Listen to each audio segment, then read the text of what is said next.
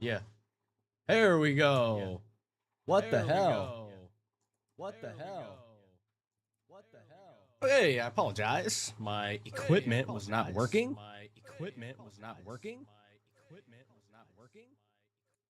Okay.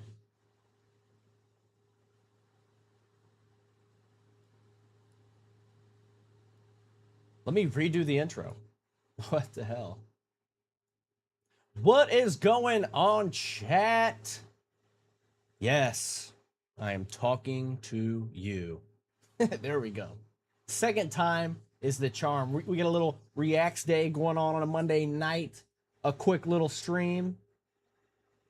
Hell yeah. Man, that air conditioner is loud as fuck. I know y'all can hear that somehow.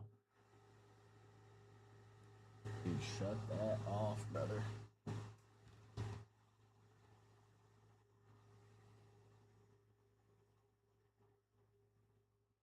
Whatever.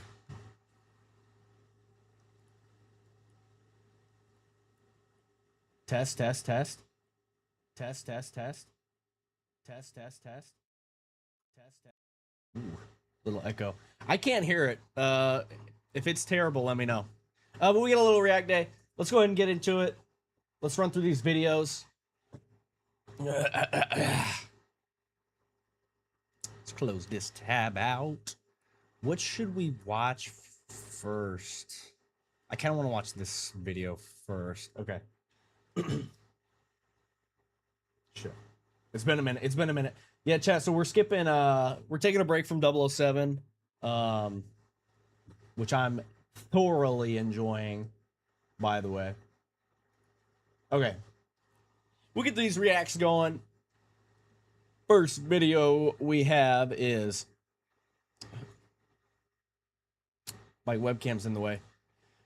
The Witching Hour. Why do we fear 3 a.m.? MrBeast video. 50 YouTube legends fight for $1 million. Explaining Family Guy's bad taste, and this comeback should have been impossible. An NBA video. I'm a big NBA fan. Haven't reacted to any sports stuff yet. This will be the first, I believe. But yeah, we're gonna go ahead and we're just gonna hop right into it. And honestly, I'm not trying to stream for a long time tonight. We're gonna have a short stream today, and then we're gonna hit it hard on Wednesday. We're gonna do a big 007 stream. I want to get that game done. I don't want to have too many streams of 007. I don't even know how close I am to the ending, to be honest. But all right, we'll get there. All right, we'll get there. But we're gonna start with let me go do not disturb on freaking Discord too. Nobody may hit me up. Nobody. Okay. No.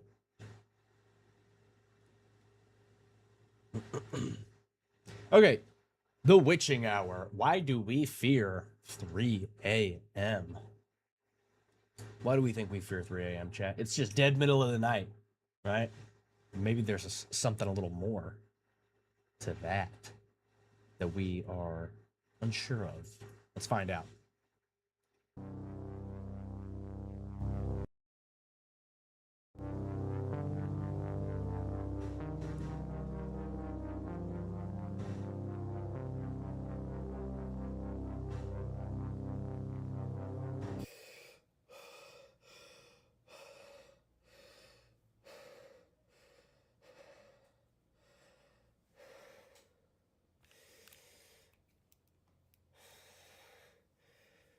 You don't think I've ever waken up like that from like a nightmare?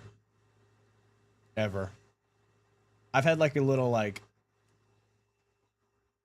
you know, but I've never like deep sleep. Like come up out of my sleep like that. I've never done that. Never in my entire life. To my knowledge.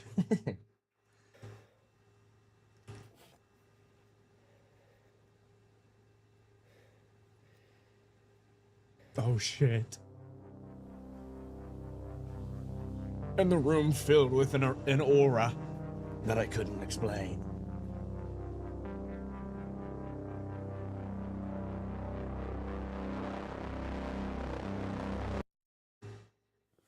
And your fucking folded up clothes look like a monster from hell.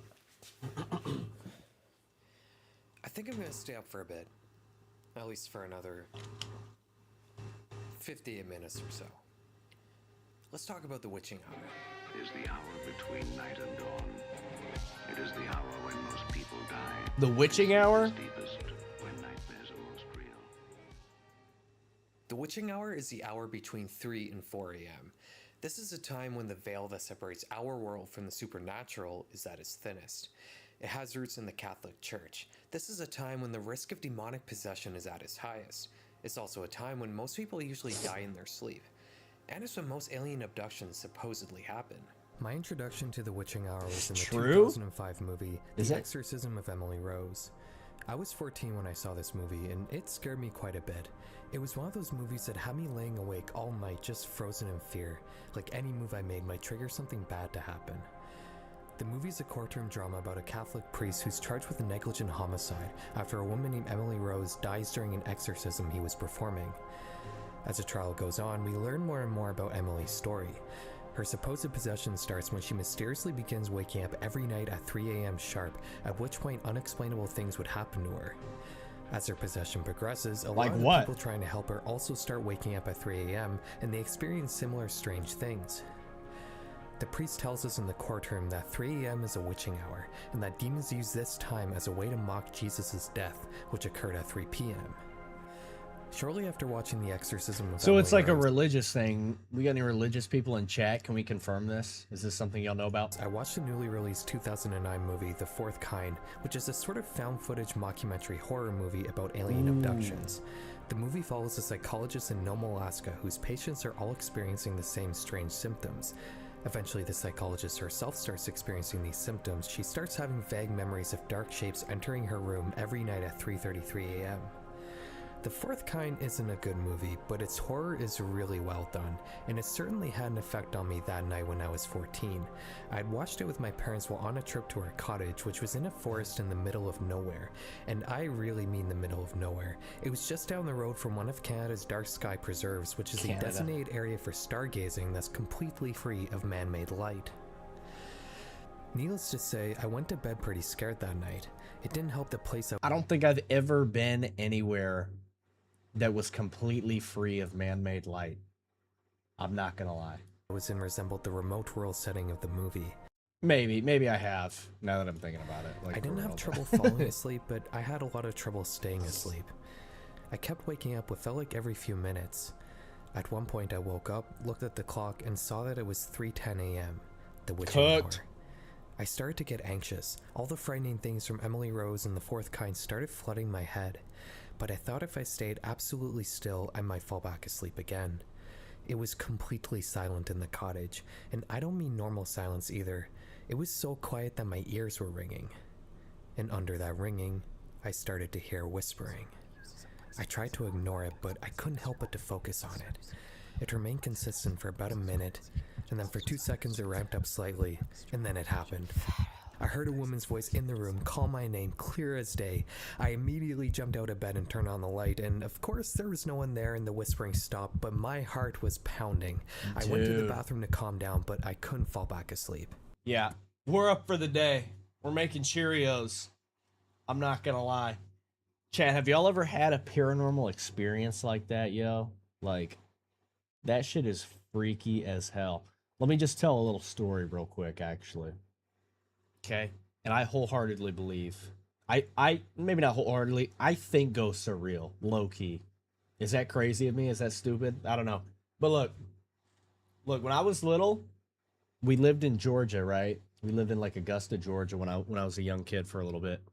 And I would get scared. I would go down to my mom and dad's room, and they'll tell you this too. I'll go down to my mom and dad's room, and I would get in their bed, and I would sleep in the middle of them, and like looking like down the bed, like you're laying down looking down the bed. The door was right in front of me in the hallway. Every time I would go sleep in their room, literally without fail, every single night, a shadow of a dead horse would reveal itself in the hallway. True story. And I'm 23, and I believe that shit still to this day. I don't know what it was. They're like, oh, maybe it's a shadow. No, that wasn't a shadow. I know how shadow mechanics work, okay? I know how shadow physics work. This is not no shadow. It would, without fail, every single night, right? I mean, like, I remember it. You could see the tip of its nose. I would lay down. I'd wake up in the middle of the night, maybe 3 a.m., and I could see the tip of its nose in the door like this, like maybe just like ever so slightly, and it would just boom. And it was like the side profile of a horse just watching every night. Every night that I would go sleep in my mom and dad's room. I swear to God. You're a pussy? Okay. You're banned. All right. Yeah, but I swear, dude. So This experience was terrible. we got any other stories like that in chat? Let's hear them. And you know what I did after? I didn't tell a single person about it. I thought that if I did, they would just think I'm crazy. So I kept it to myself until now. This night truly cemented in my mind that 3 a.m. is a bad time. Nowadays, as an adult, I'm not scared of the witching hour anymore, but the thought still lingers somewhere deep in the back of my mind. Today we're going to explore the witching hour in depth. We're going to pick it apart and maybe even try to explain the paranormal encounters this time supposedly facilitates, including mine. But before all that, we got to figure out its history. Like I said earlier, the witching hour supposedly has its roots in the Catholic Church. In almost every website and article that talks about the witching hour, I see a repeated claim that the church apparently banned activities during the hour of 3 to 4 a.m. in 1535. Really? It even says this on Wikipedia, but let's check the source. Alright, it takes us to an article on what appears to be a site that sells beds. This site also has a citation for the same claim, but it's a dead link. Let's use the Wayback Machine to see what this source once said. Okay, this appears to be a blog. The term the witching hour was coined in 1560 by Pope John Paul II. I think they might have their popes a little mixed up. So I just spent way too much time reading about every pope from the 1500s, and none of them said anything about 3 a.m. or the witching hour. In fact, I couldn't find any substantiated source that says anything about any church forbidding activities between 3 and 4 a.m., so it's fair to say that this claim is probably bogus. But that doesn't mean that the witching hour wasn't a concept in this time period. The 1599 play Hamlet makes a direct reference to it. Hamlet? It's now the very witching time of night, when churchyards yawn and hell itself breathes out contagion to this world. In fact, it can be argued that the Bible itself makes a reference to the witching hour. Luke 22:53 states, "This is your hour, when darkness reigns." And that's the tricky thing about researching the witching hour. Dude, what the fuck? There's no definitive origin to it, yet it's been referenced to consistently. I had no idea there was this much like Bible reference to 3 a.m. What the fuck? That's kind of crazy. Since antiquity. And there are similar legends in other cultures as well. For example, in Japan, they have the Hour of the Ox, which is a time of night when supernatural creatures are the most active. You can also lay curses on other people during this time as well, if you so choose to. What the hell? All this makes me think that the witching hour might be an innate human concept. And if we're going to make that argument, we're going to have to once again dive into the world of liminal spaces. I probably don't have to explain what liminal spaces are, considering most of you probably discovered my channel through my liminal space video, but just in case you don't know, liminal spaces are transitional. The aesthetic known as a liminal space is a location which is a transition between two other locations or states of being. Typically, these are abandoned and oftentimes empty. A mall at 4 a.m. or a school hallway during summer, for example. This makes it feel frozen and slightly unsettling, but also familiar to our minds. Interesting. So, like, it damn near is like between two other, a transition between two other locations. So shit's like a portal. Shit's like a portal for a different dimension, an evil fucking dimension. What? Spaces, but they're also more than that.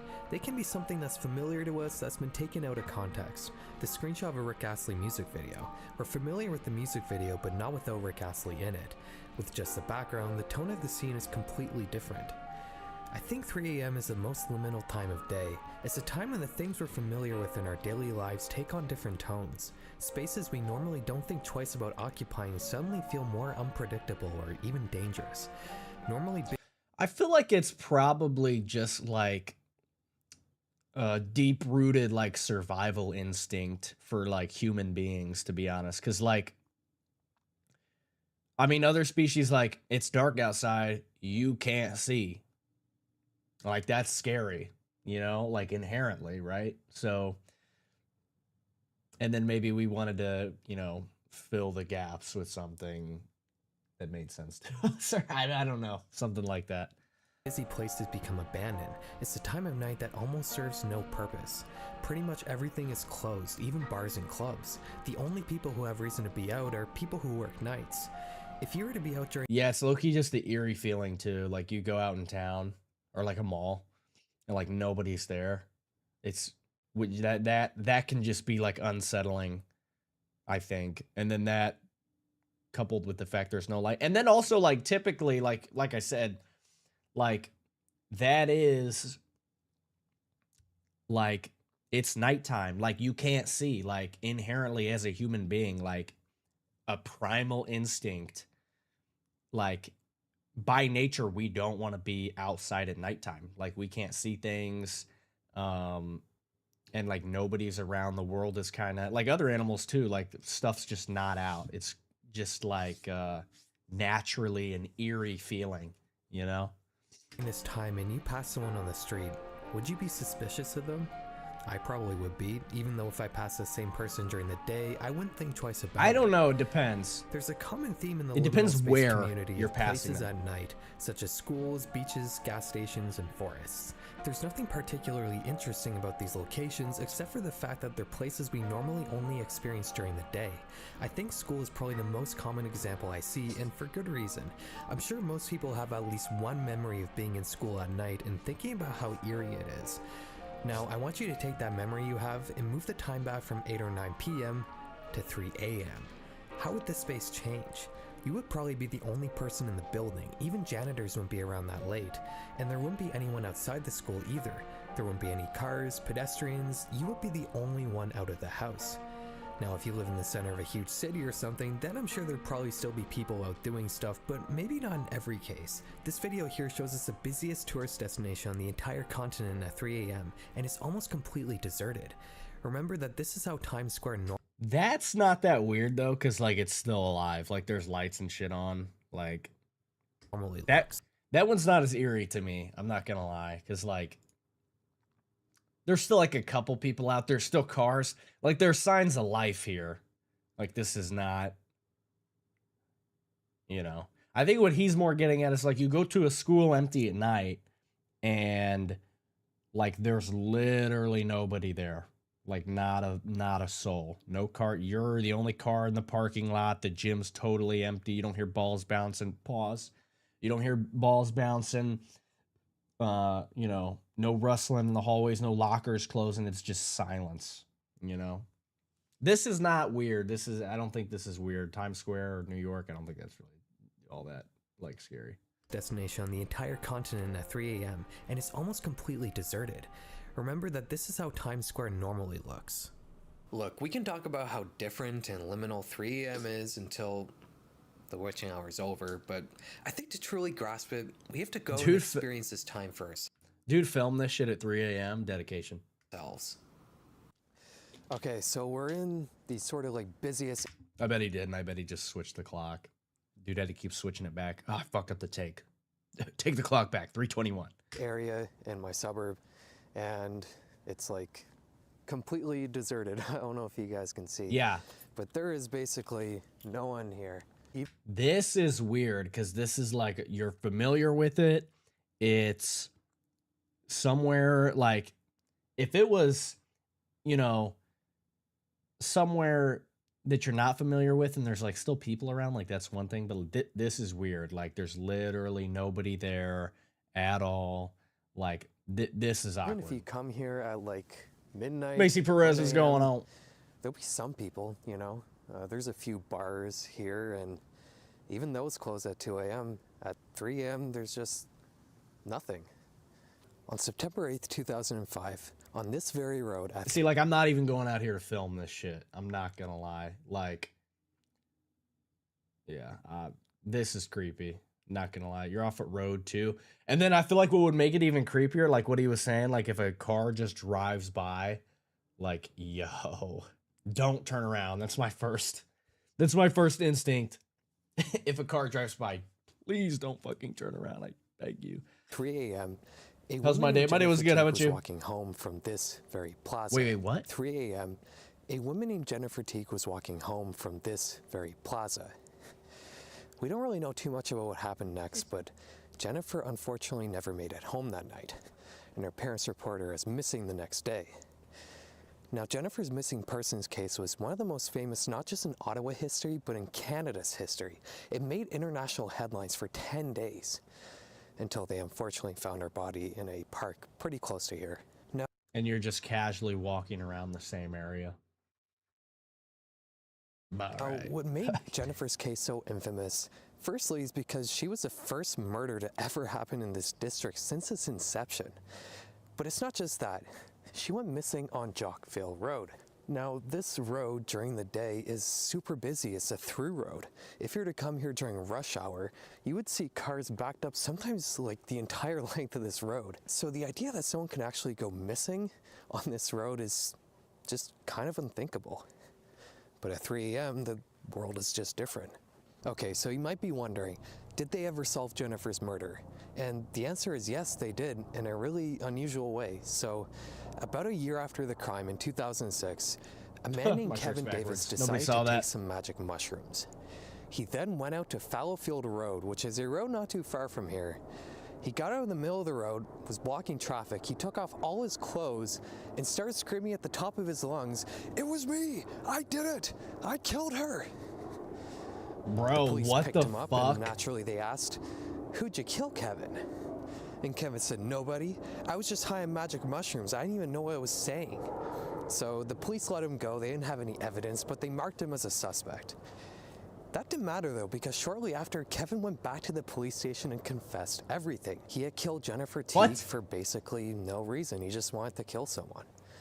So, the moral of this What the fuck, dude? That is, bro.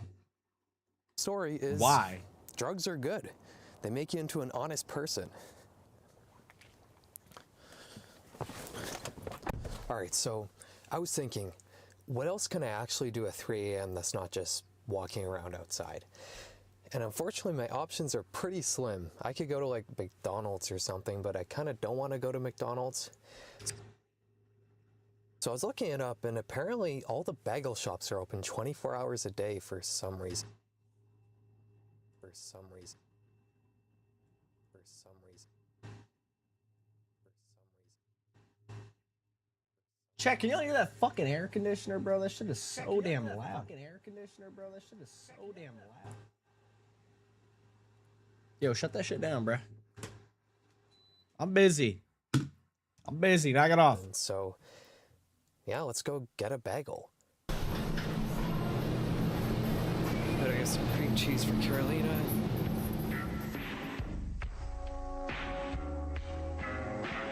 This shit's tough, though. Going to a restaurant at 3 a.m., love this shit, dude.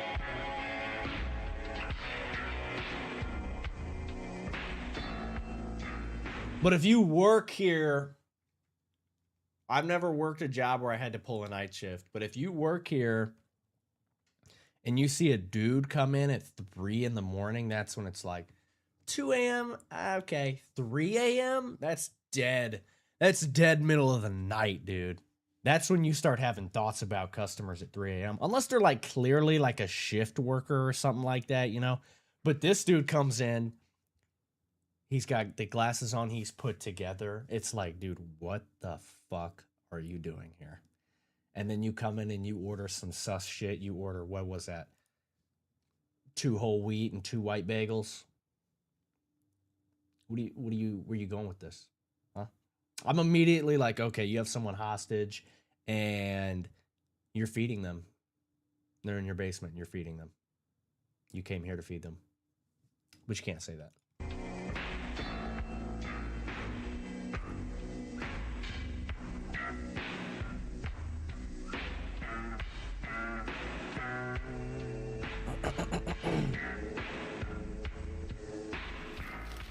What's with this evil ass music too? Oh, Probably the gonna have to copyright. mute most of that, unfortunately, because I'm pretty sure that was some very copyrighted music. But we got our bagels and cream cheese, so that's cool. That's something you can do at 3 a.m. Okay, let's try a bagel at 3 a.m. This video has just turned into hanging out with this guy at 3 a.m. Let's try this bagel I just bought at 3 a.m. Let's see if it's any better than at 3 p.m. This guy only gave me 2. Did he charge me for 2? Let me check. Okay, so he did only charge me for 2, but yeah, that's kind of frustrating. I didn't really want a whole wheat bagel, but... What? Beggars can't be choosers at 3 a.m. Okay, restaurants are worse at 3 a.m. They fucked up my order. Lesson of the day, don't go to fast food at 3 in the morning. It's still great. I mean, these bagels Never are mind. crack. You know, there's not really a whole lot left I can do at 3 a.m., I think, so let's go back home. Okay. Alright, so it was Puff Daddy. Interesting. Hey, look, I gotta go. I'm filming a YouTube video. I don't really have time to explain it, but we'll talk later, okay? Alright, yeah, sounds good. Bye. That was a Sorry, screenshot. guys. That was a I was just calling screenshot of a you call. back at 3 a.m. Remember this trend? It was everywhere back What in the the late fuck? 2010s. Even searching for it now, it seems to still be around in some capacity. These videos don't really amount to anything more than clickbait for children, but they bring up an interesting question. Why is it always 3 a.m.? Why not 2 a.m. or 4 a.m.? Well, there's a pretty good passage from Something Wicked This Way Comes by Ray Bradbury that sums it up well. Midnight's not bad. You wake up and go back to sleep. 1 or 2's not bad. You toss but sleep again. 5 or 6 in the morning, there's hope, for dawn's just under the horizon. But 3, now Christ, 3 a.m. Doctors say the body's at low tide then. The soul is out. The blood moves slow. You're nearest to dead you'll ever be, save dying. What? Sleep is a patch of death, but 3 in the morning, full wide-eyed staring is the living death. You dream with your eyes open. You lay pinned to a deep well bottom that's burned dry. The moon rolls by to look at you down there with its idiot face. It's a long way back to sunset, a far way on to dawn. We've talked a lot about how the world is different at 3 a.m., but we haven't really discussed how our world is different at this time. We're not out and about, we're in our bed sleeping. For most people, our only experience with this time period comes from accidentally waking up. And I think this unintentional awakening in particular is where the witching hour truly originates from. You're walking outside, but slowly reality starts to fade into a warm darkness. You realize that you're waking from a dream. You're awake now, but with your eyes still closed, you can almost keep the dream going. But every moment it gets further and further away. You open your eyes, but something is wrong. You try to move your arms, but nothing happens. You feel a great weight pressing on your chest and you can barely breathe. As your eyes focus on the room around you, you notice a dark figure standing in the corner, and it starts to move closer. Panic washes over you as your heart begins to beat quickly, but then you blink and the figure is gone. You regain control of your body, you take a sip of water. What just happened? Some sleep paralysis This is shit. how a typical episode of sleep paralysis plays out. You see, when you dream, your body paralyzes Doctorate. itself, so, you're not walking in your bed. Sleep paralysis happens when you regain consciousness while dreaming, but your body doesn't awaken in time. It stays paralyzed, and the chemicals that make you dream are still flooding your head, which leads to usually one of 2 kinds of hallucinations.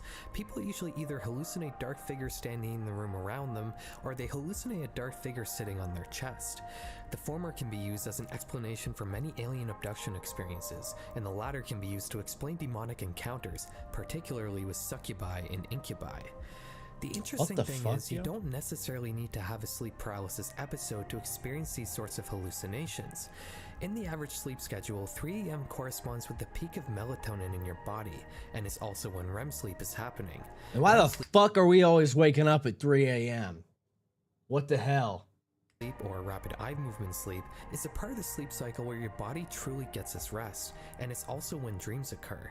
Sudden awakening from this sleep cycle can cause what's known as a hypnagogic hallucination, which is when you're consciously awake but your brain is still trying to make you dream. It usually only lasts for a couple minutes. This is most likely what happened to me when I was 14. I had awoken from REM sleep and experienced a hypnagogic hallucination. And it's not the only time it's happened to me. When I was 19 and 20, I fell into a bad habit of using Benadryl or diphenhydramine as a sleep aid.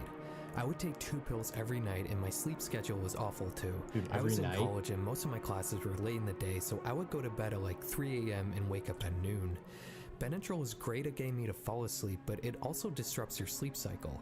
It greatly increases your risk of having parasomnias, which is a blanket term to describe sleep issues like hypnagogic hallucinations, sleep paralysis, sleepwalking, etc. Yeah, so why the fuck are we taking that then? Every time I would wake up in the middle of the night after taking Benadryl, I would see some wild stuff. Usually it would be things from my dreams somehow morphing themselves into my room, but there was one thing in particular I will never forget. Chat, y'all ever had a sleep paralysis episode? Anybody had one of that? Like, anybody can get that, right? I know some people are, like, more prone to it than other people, but, like, dude, I've never had one, but that shit, oh my God, I would freak the fuck out. Like, no question. One night, I was just falling asleep when I opened my eyes and I saw an old man floating only a couple inches above me. I was so zonked out from the Benadryl that I didn't even react. Why an old man, too? Like, why is it, like, these characters that are popping up in sleep paralysis episodes? Back to it. I just closed my eyes tight, and when I reopened them, he was gone. Don't take Benadryl to sleep. There's a lot of data out there about how bad it can be, not just for your sleep, but for your overall brain health as well. If you need a sleep aid, just use melatonin and don't use it every night. Address the root cause of why you can't get to sleep. For me, I just had to cut back on coffee. And you know what? If you see or hear anything weird after waking up at 3 a.m. like I did, it's probably not demons or aliens, it's just your brain playing tricks on you. In fact, some people use these hallucinations as a way to enter a lucid dream, but that's a whole other video. My point is, 3 a.m. is a weird time of the day, but as long as you're home in bed, you're probably safe. Just don't call Tupac at 3 a.m. Thanks for watching. Dude, that was freaking me the fuck out. That was weird audio. Holy shit. Hey, that was a good video, chat. That was a good video. All right, next video. We got any lucid dreamers in chat, by the way? Okay, let's watch the MrBeast video. We're gonna try to speed through this one, but I thought this one looked good. If this one's if I'm not fucking with this, we're literally just going to the next video. I'm not gonna lie. Totes my goats. All right, lock in. MrBeast, 50 YouTube legends fight for $1 million. And also, these guys don't need $1 million, bro. This shit's purely for the clicks, man. Rockstar Games, we got a Rockstar Games dude in the chat. What's going on, man? What's your favorite Rockstar game? This is important too.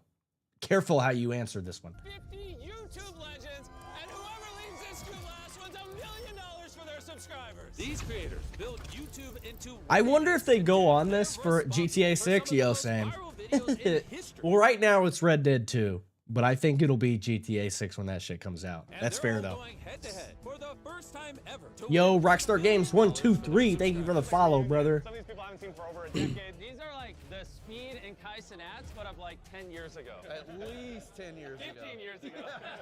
If you were to grab my computer when I was 17 and look at all the channels I subscribed to, it's basically. Do I have like a Discord server? I do not. I'm working on one. But man, dude, I am like not a Discord guy, so I'm like having trouble like making this shit. Hey, we got TikTok though.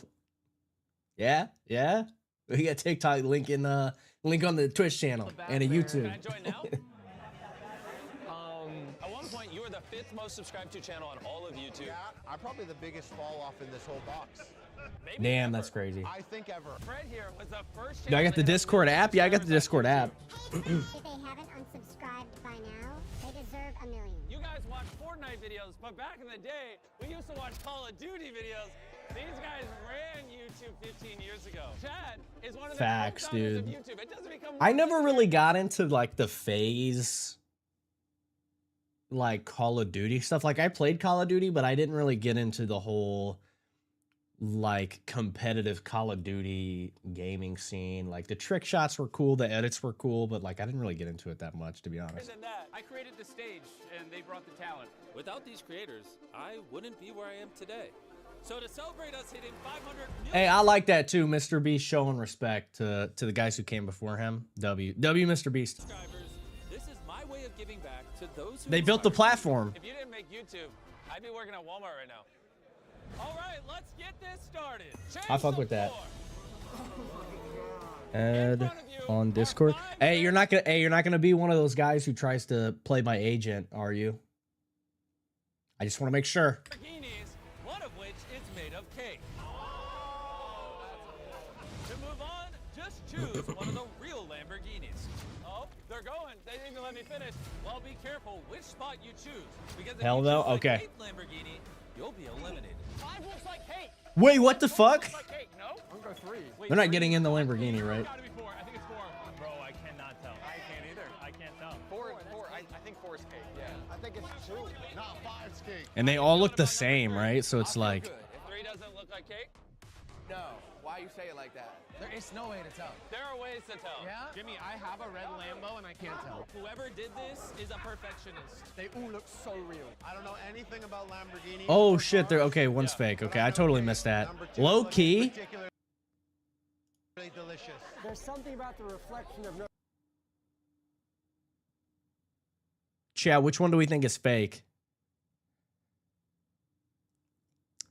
Low key, I don't know shit about Lamborghinis, but I don't know. Some of these don't have the brakes in the inside. Like maybe I don't think 3 or 4 is real, but I don't know.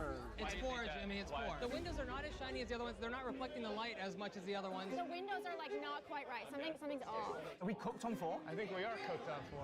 And when Corridor Digital got off their spot for a closer look, somebody noticed and took the opportunity. Oh! Wait! He took it. Oh, that's fine. Wait, what? You've done this. Which sparked Roman out Oh, to steal a spot, tough. followed by Dude Perfect. Yes! Force cake! I just got saved. Which led to Philip DeFranco stealing a spot. Oh, snap! Is everyone good with their picks? Yeah, anyone want the cake line? All right, let's Is find one of out them dead which ass one of cake? you Dude, if one of will these be cars are eliminated. cake, I'm gonna crash out, bro. Is it 2? Are they gonna crush a real one too? Which one is it? Or are they gonna stop? It's surely gonna stop, right? Not cake. It's gonna be 2. Oh no! Oh no, it's full! It's full! Dude, that is crazy. Holy shit.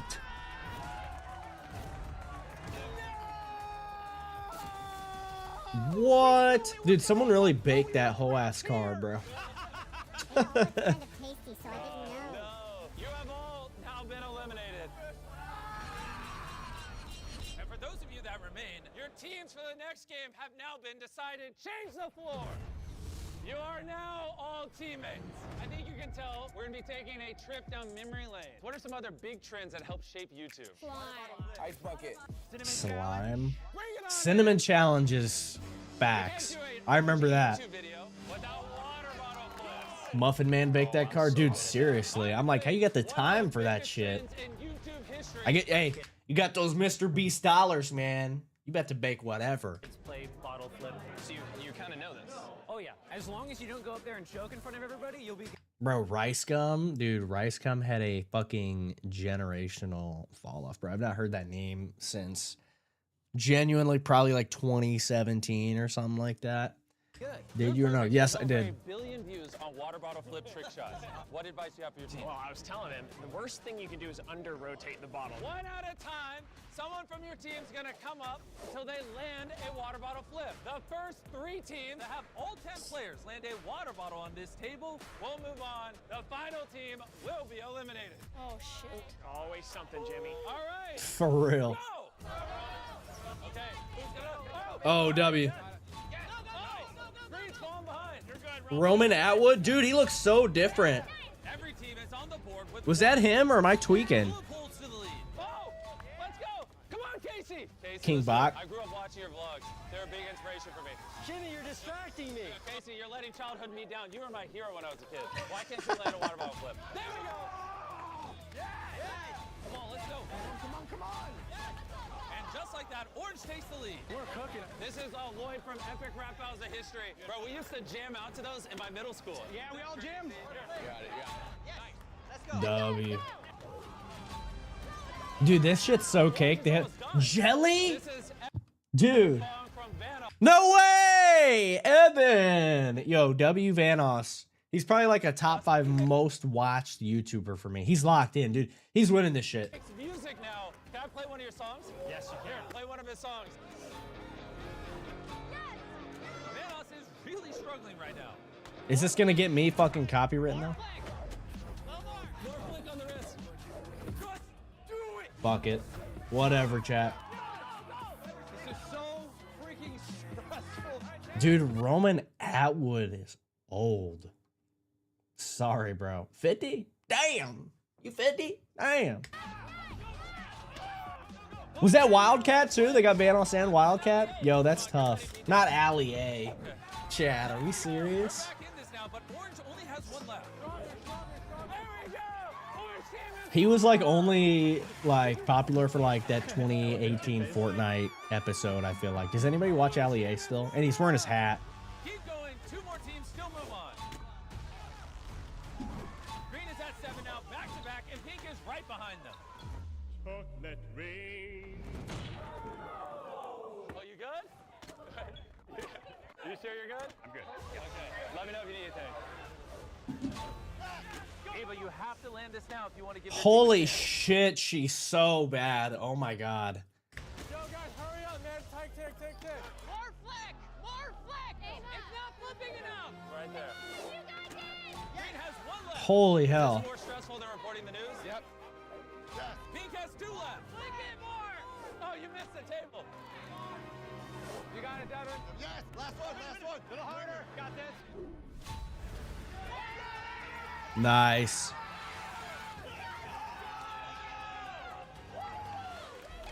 Only 1 more team is moving on. Go, Bailey. If you land this, your team moves on. MKBHD, I love MKBHD, bro. Oh, I'm so good at that. Let's go. Aura. Absolute cinema.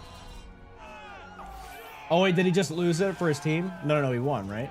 W. So many of you I grew up watching. W. It's like I hate seeing you lose. Collins. All right, we weren't ready for this, Bro! Vanos got eliminated? Yo, I damn near want to click off. That low-key pisses me off. No. No, I grew up watching you guys. I was subscribed to all of y'all for like years, 10 years. Hell no, Floozy. Who's gonna prank everyone? Oh!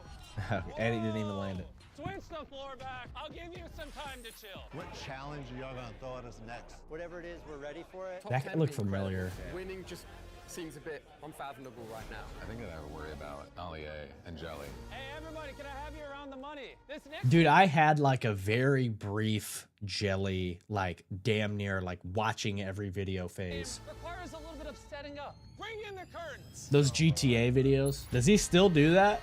It sounds like a freaking train is here, literally.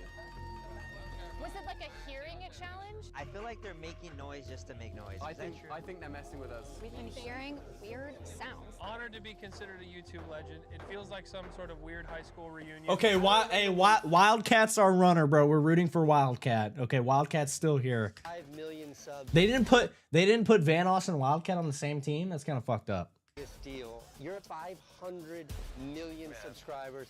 How does that feel, Jimmy? It feels surreal. It doesn't even feel real, to be honest. What is going on out there? I don't know, but I'm nervous. Are you guys ready for the What? next Where game? the hell are they at? We gotta be screaming like that. Behind this curtain are hundreds of mannequins. Oh shit. When the curtain drops, you have to identify which 5 of these mannequins are actually people. The first 15 of you to enter your answers correctly move on, and the other 15 will be eliminated. Get it? To make it a little easier on you, because it's a a trip down memory lane, I'm gonna play the Harlem Shake, and when the beat drops, the Oh my 5 humans God. will move slightly. Isn't the Harlem Shake copyrighted? We reached out and we got the rights. Get into position. We're about to begin. Okay, low You key. guys working together to make this the 15 that move on? Everyone sweeps in a clockwise direction, so that way we're not duplicating. No way. I'll give you my correct numbers. Now, why do you like Our YouTube stream definitely about to get taken down, bro. Play the Harlem Shake. Let's do this. Drop the curtain. When the beat drops, We might skip this 5 part. of these mannequins, 4 spots remain. 42. Yes, come on. Yeah, we did it. Let's go. Come on, Ted. Okay, so they picked the right one. You weren't on their team. No, I saw them do number 42, popped it in, green. I wasn't on their team either. So he fucking cheated. They took your spot. I did. I ran back and did it. So did Jelly. Oh my god! Reveal the mannequins. He's hitting a Fortnite emote on you. How's that make you feel? Bro, I'm crashing out if I'm in the fuck. Yeah. To ever live, the number 1 vlogger to ever live. So many OGs gone. Before you leave, like, are you gonna make a comeback, or are you just disappearing for another 5 years? I'm out, bro. Probably said, are you gonna make a comeback? Yo, acknowledging the I guess downfall. We'll see him in 5 more years. I used to watch your vlogs all the time. Smile More is gone. I wanted to join FaZe Clan. You guys are gone. Cloud Gang. Why is he low-key sneak dissing? He's like acknowledging all these guys fell off. I guess if they don't make content anymore, but surely they still do, right? Maybe they don't. I don't know. Like, bro, my childhood. You guys are just leaving. Everyone. Ladies and gentlemen. Unbelievable. It was close. It was epic. It was epic. The Vanos crew. We're all out now. I was Team Vanos over Speedy. No. Fact. Dude, so Wildcat got eliminated. We're done. Casey, no. Who's left that I like rock with heavy? It breaks my heart to leave, but Doesn't pain me. Let's jump into the next game. Are you guys ready? Let's go, baby. Let's go. Jelly? Okay, hey, we're going with Marquise Brownlee, bro. Final 15. That's what I'm saying. We're in the final 15. Final 15. Chocolate rain. Whoa. Oh, hell no. What just happened? He pushed me out. That's it. Gone. Bye. Oh, absolute. Yo, we're beefing after that shit. You pushed me out of the MrBeast video for what? For what, dude? Yo, and Kingbok's the GOAT too. Yo, y'all know he was in The Walking Dead? Kingbok was in The Walking Dead. I remember seeing that shit live in whatever, like, was it season finale or whatever of The Walking Dead, and Kingbok is just like randomly meets Michonne in that one episode. Crazy times. You were already out, though. Yeah, but I was trying to sneak in. Okay. I think he caught. All right, well, anyways, I'll see you later. Oh, he was already out. I love you, Mom. Top 15, how's it feel? What do you say? We eliminated. Whatever. Bring it in! What is that? Oh, God, it's all happening. What is this shit? I'm stressed. And up next, floor is lava. Oh, hell no. You know the deal. If you touch the lava, you're eliminated. But here's the twist. I need you to handcuff yourselves into groups of 3. 3? Choosing your team is entirely up to you, but it could decide your fate in this game. I'm going with Allie, all the way. I'm good with you guys. Yeah, I'm down. Where's us 3? We're team. Yeah. You're team captain, I guess. So you're gonna go middle? I guess I'm team captain. YOLO. All right. Yo, if they kill my guy, Marquise Brownlee, bro, I'm gonna crash out. Step on it, place the other one, and do that until you get across. And if at any point you touch the lava, your entire team is eliminated. Do you remember how big this trend was back in the day? We played it as kids. Like, we would put pillows down on the floor. Let's address the elephant in the room. Why they all have helmets. You fell earlier. I did fall earlier, but Dude, what? You made A a dumbass. lava video. How many years ago? Or like 6, 7. Yeah. First 2 teams to get to this side without touching the lava, move on. 3, 2, 1, go! If any of your teammates touch the lava, your entire team is eliminated. Philip DeFranco's team is moving over to one circle together, pushing the next one forward, and then moving over. Ali is literally carrying his teammate on his back. This is crazy. Meanwhile, Marquez's team is trying to scoop. Is this track gonna work? Don't go so fast that you end up being the reason someone else instantly wins. We can take our time a little. We can take our time. Yo, what the fuck? I was just about to compliment you. They have the strat. You're almost here. Don't ruin it now. Boys in the back, you gotta catch I guess up. they're all doing that. What the fuck are they doing? Marquise, bro, what the fuck are you doing? You're selling. Dude, I'm rooting for you. Marquez and Jack's Films team are way behind. What the fuck are y'all doing, bro? Oh my god. Yo, that damn near pisses me off. Still moves on to the next challenge. Jelly's team and Kobe's team are neck and neck. Here we go. We got this. We got this. It's neck and neck. Who's gonna join them? Jelly, are you jumping? Oh. Jump, jump, jump, dude. I wonder how heavy those pucks are. After reviewing the footage on this iPad, I have the team that crossed first. And as you see, yes, Ali crossed and Yo, was that also even theirs? accidentally touched the lava. The co-founder of YouTube himself has been eliminated. Change the Wait, floor. who? Sorry, boys. Am I dumb? Eliminated. Man. Linus, yeah, yo. I have nobody else in the race. We're now screwed. We're not rooting for Ali A. Thank you. Hey, we got Jelly, bro. I'm rooting for Jelly. Appreciate it. YouTube allowed every single person here to change their lives and connect with billions of people all over the world. And because of you, we're here and able to do whatever this video is. Thank you. Take care. I came to the Motrin Recharge Lounge, Motrin? aka where we're holding all the eliminated contestants. Yo, are to tell we them they will be serious? playing a part in the final game. How you guys enjoying the Motrin Lounge? It's dope, relaxing. Yeah, it's a vibe. I know you guys are eliminated, but thanks to our friends at Motrin, they created the Motrin Recharge Lounge for everyone to get some extra relief and reset, which is good because I need you guys to recharge because you're coming back for the final challenge. What? Oh. Everyone eliminated is coming back for the final challenge. W. You guys are gonna have an opportunity Vanos to is decide back. Which one of those people? Yo, why does he not have PewDiePie in one of these? I'm How's it going, bros? My name is Pew. Thank you, Motrin. You guys rest up. I'll see you at the end of the video. All right. Thank you. We're down to the final 6. Not every YouTube legend can make it to this video, which is why I reached out to the sidemen and I let them pick the next challenge. No way. KSI left the sidemen? Look, when they sent me the clip, KSI was still in the sidemen. I know he just left. Not really sure what to do about it, so I'm just gonna ignore it and still use the clip. Now, W. We all want to see you eat the world's hottest chip. Bro, why is he This like next that? I game, swear. There'll be one person on each side of this podium. One of you will have the Cornball. choice between eating a hot chip or a not hot chip. And the person on the other side, if they Ooh. guess correctly which one you eat, moves on and you're It's just a fucking Dorito with seasoning. eliminated. If they guess incorrectly, you move on and they're eliminated. How do we decide who eats or who does not eat? That's a great question. The person with the oldest public upload on their YouTube channel is May. Yeah, what does that mean? May, which side do you want? Do you want to eat the chip or react to the person eating the chip? Bro, MrBeast has chocolate milk? Yo, we're gonna have to try that. Genuinely. I want to eat the chip. Come on up. And next, you have to pick one of these 5 competitors. It's either you. Ali A, Ali A, Ali A. Allie A. Let's go! Whoa! Why did you pick me? I need to know. I just picked you because you're in the middle. Because you're a cornball. Who's in the middle? Yeah. And while the rest of us turn around, May will decide if she's actually going to eat the hot chip. Rated at over 2 million units on the Scoville scale. All right, everyone turn back around. Go for it. Oh gosh. You gotta eat the whole thing. She took a massive bite. All right. You have to eat the whole thing, no? Did she eat the spicy chip or the not spicy chip? And you have to lock in. What if they're both spicy? Oh my gosh. Oh my god. You take your eyes off of her. Your only intel. What do you is do right here?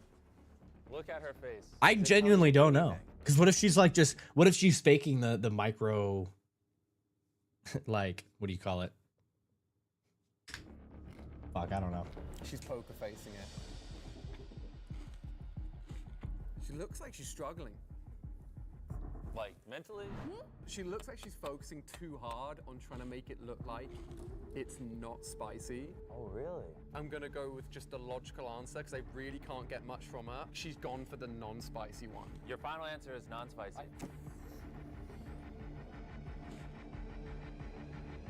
May, was this the not spicy chip? Yeah. Oh, Fuck. And I'm out. Ali A is moving on, and May is eliminated. Thanks for coming out. Thank you. The next oldest up. Yo, I feel like you want to take a drink of something. Oh my gosh. A generation of I don't women know. grew up I learning probably to wouldn't be able to style do that their either. hair from her. Do you want to react, or do you want to be in the hot seat? Literally. I don't want to eat it. You don't want to eat it? No. All right, then come around. Come over here. So that means you What? choose which one of these guys does eat it. Did Jelly So you just basically gave a 50-50 chance.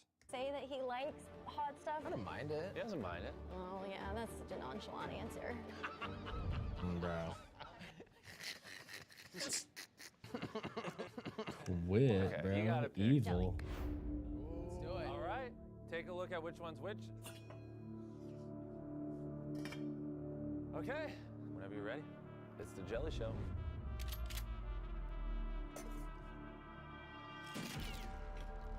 Okay, he just ate the entire chip. Stop, bro. Now she is analyzing every emotion in his face to try to get a read. How Staring long do you at his have? eyes. Well, How I just hot is admit this it's a little chip, weird, too? There's no sweating. You're not crying. but Every little thing you do influences what she decides. Anything you want to say to her? I'll be honest. I wanted to be on this seat. Ooh, so she gave you what you wanted. Yeah. But I also got what I wanted. And I get a video. We're all winning. Do you think he's And I get to I react. mean, if he ate the spicy and he didn't react at all, it's pretty good. Want to lock it in? I don't know. I'm gonna go not spicy. Not spicy. Which did you eat? I feel like he had a little bit of sweat. Spicy. Are you? Oh! Wow. It was pretty hot. It was pretty hot. I'm kind of dying. Can I have the milk? Yes, go All for it. right. Hey, W Jelly, he's our last horse in this race. Jelly is moving on. Mate, I did not know that. Damn, they're eliminated. I know. I'm so sorry, you guys. Damn. Philip DeFranco's oldest video is 2017, and your oldest video is 2010, meaning you get a pick. Are you eating or reacting? I'm gonna have my friend Phil eat the chip. Oh, really? All right, Phil, come on up. Dude, So why? him eating Unless you know you're just like chopped at I don't want to guessing. Go through what he's going through. Yeah, I'm struggling. All right, everyone turn around, face this way. Damn, he Let us ate know. that shit a minute ago too. The fuck? Okay. That was quick. Wow. The final spot in the final game is decided right now. Oh, he's just going for it. Ooh, that looks spicy. I'll let you chew it. Okay. You know, let it soak in. Mm-hmm. Have you tried the Feastables chocolate milk? I haven't. What do you think of Feastables? I kind of want some. I haven't eaten the chip. Okay. There's some Feastables chocolate milk. Oh, okay. Dude, you need to try this. You know. There's some right there for you. Wait, are you helping me promote my product, or are you trying to trick him into drinking it? A little bit of both. I've eaten the spicy chip before. And breathing was bad. Okay. Breathing. Yeah. Hot, hot. So when he did that breath, what'd you notice? He keeps closing his mouth. Your eyes are glossy, bro. Oh yeah, wait, stare into those eyes. What? You're not really sweating. Oh man, I can't tell. See if you can cut through the noise. We have a chip that was eaten that was not spicy. Then we had a spicy. Ooh. So my mind's pulling me that you just didn't do spicy. My final answer, Uh-huh. I believe you ate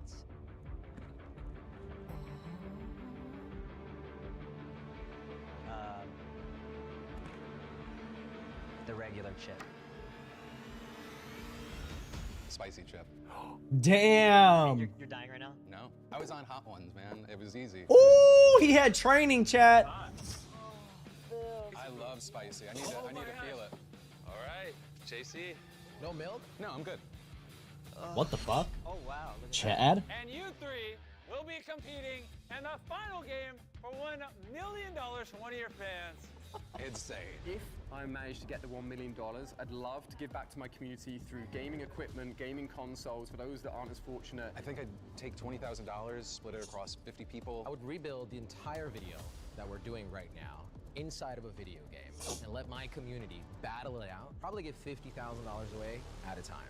Ready for the $1 million game? Oh, Goat. Yeah. I'm ready for it. How are we gonna take a trip down memory lane without hitting the biggest game in YouTube history? The game that started my career, the game that started so many careers.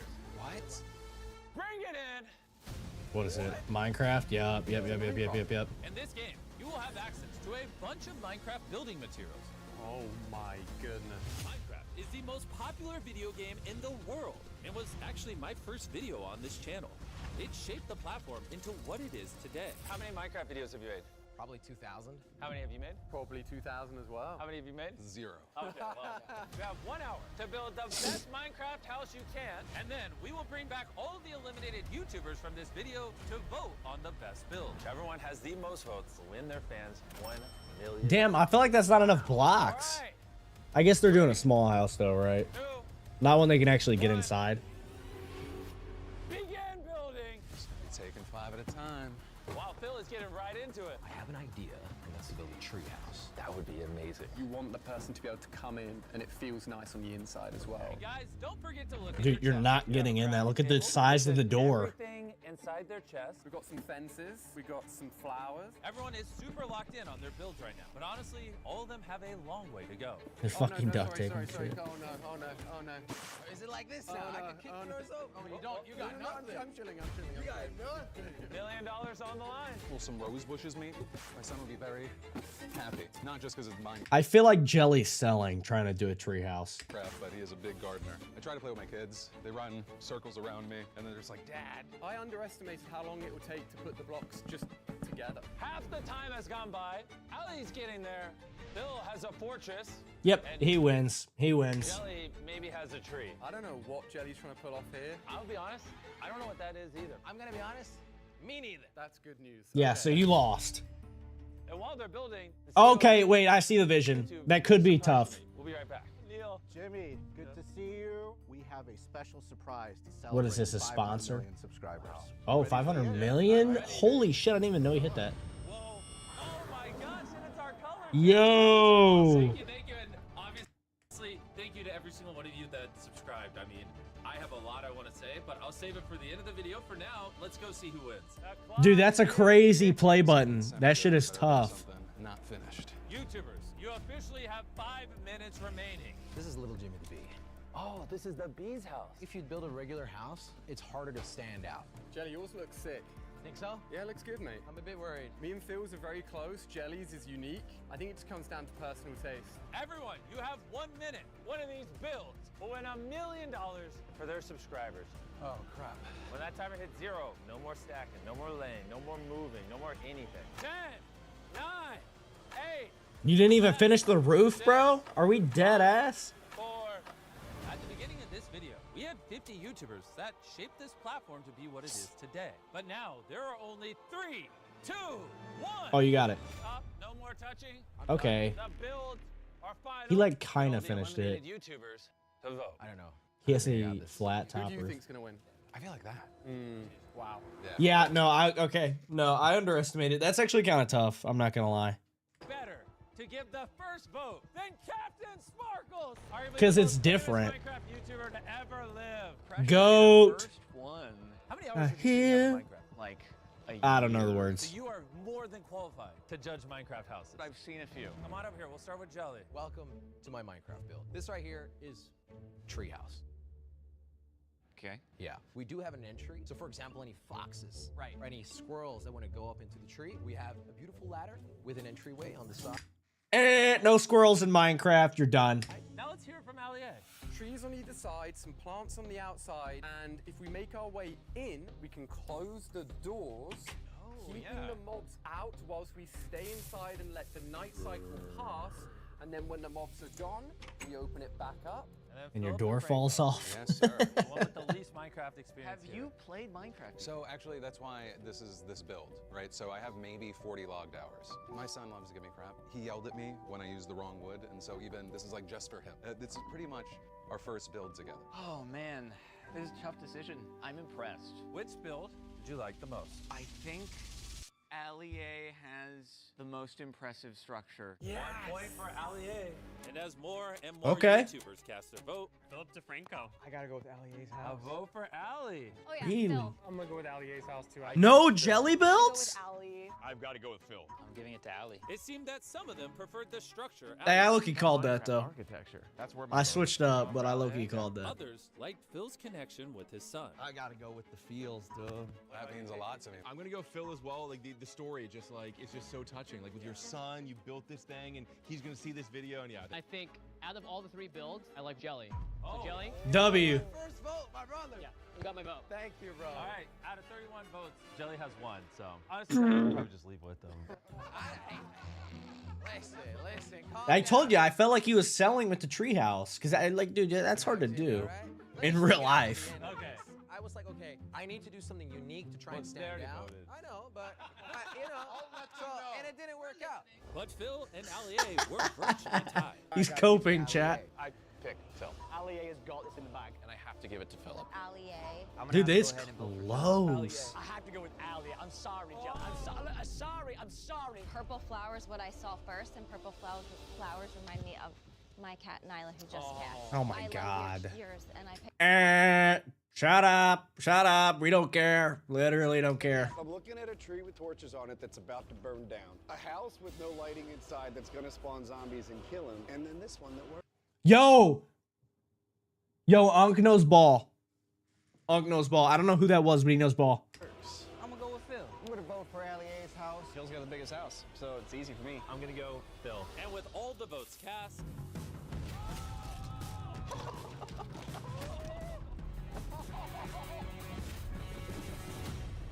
I do not condone this. okay, we have the results. MrBeast, bro. $1 million winner is Not Jelly. You got like no votes. I'm sorry. Thanks for having me, Jimmy. You were some fierce. Hey, he made it top 3 though. Your houses, I have no idea. W Jelly. The winner though is one of you two. $1 million to your subscribers. Good luck. Good luck. We're going anti-Allie still, bro. Fuck it. Of $1 million for their subscriber is Philip DeFranco. Let's go. Oh my God. Oh my God.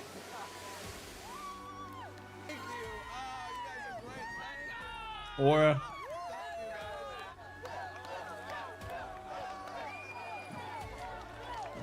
That's crazy. I can't believe you did this. I can't believe it either. I was almost out on the first challenge. Yeah. How are you gonna give away the $1 million to your subscribers? We're gonna do 20,000 50 times. Way out of 50 times. Hey guys, before you leave the video, I wanted to say something from my childhood bedroom, where before I had 500 million subscribers, actually one day I had 0 subscribers. This is where I created my channel. And Dang, that's the same spot. And yo, let me say, that play button's fire, bro. Somebody else needs to hit 500 mil because that shit is tough. Yo, PewDiePie, come back and get that shit, bro. We know you can do it. partially why I wanted to do this video where I gave a nod to all these OG YouTubers that came before me. Because when I was a little kid in this bedroom, a lot of these creators, I used to watch them every single day. And I just want to one more time just say thank you to the 50 creators that came out. You guys are all amazing. Everyone was super kind. I'm very grateful for all of you. And I also just want to say thank you to all of you that watch the videos, because without you guys watching these videos, I wouldn't be able to build wells around the world, feed people in need. I wouldn't be able to do the good I do. Even if it was still just a handful of you watching, even if most of the views went away and it was just me right now talking to 10 of you, I'd still be grinding YouTube. I love this more than you could ever imagine. I'm beyond blessed to have this many viewers. In closing, I just want to say I will never take you guys for granted. And thanks for watching. Yo, W MrBeast, bro. Yeah. W MrBeast. Hey, I'm a PewDiePie guy though. Let's be honest. He's always gonna be the biggest YouTuber for me, personally. You know. But what do I know? That's like 12-year-old me talking 15-year-old me. Whenever he was big. All right. Lock in chat. We've got explaining Family Guy's bad taste. Yo, so let me just say, Family Guy, top cartoon of all time, bro. You know what? I'm more of an American dad guy, actually. But I'm sure the same will apply here, low key. You have the power to sign up for back up normal. I know that's kind of a bummer. I want to start this out by saying I love Family Guy.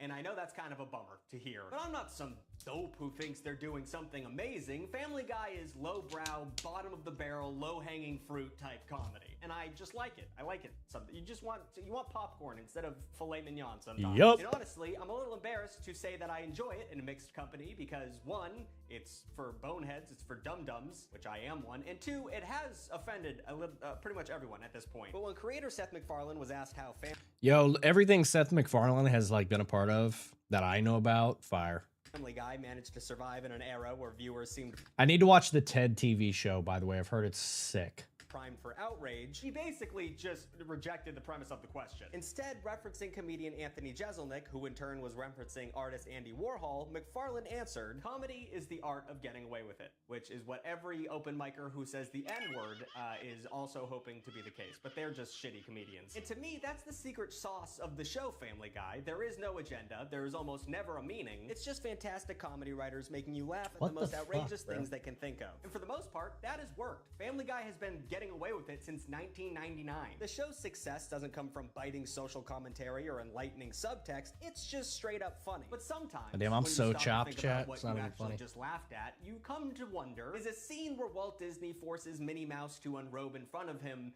so he can write it and make a little sketch of her, is that actually funny? So that's the question. Tuglets, we're jumping into the vile world of Seth MacFarlane and his cute little glasses. He used to wear glasses. He was adorable. Seth MacFarlane was one of those weirdo kids who knew exactly what he wanted to do with his life. While children normally have stupid ideas about what they want to be when they grow up, like astronaut or movie star, dumbasses, MacFarlane was obsessed with animation and knew it was what he wanted to do with his life. Of course, a lot of kids like to sit and Love doodle, that but, episode, by the Seth way. MacFarlane took the doodling a little bit more seriously than the other kids. At the age of 5, he was already making flip books, and by the time he was 9, he was publishing a weekly comic strip for his local paper, the Kent Good Times Dispatch. Now that sounds like a terrible newspaper. I wonder if it's just like Family They Guy. tried to do comic strips for them, but it was V1. probably a cute thing, I would assume. MacFarlane was paid $5 a pop for his weekly Walter Crouton comic strip, and almost Yo, what time period was this?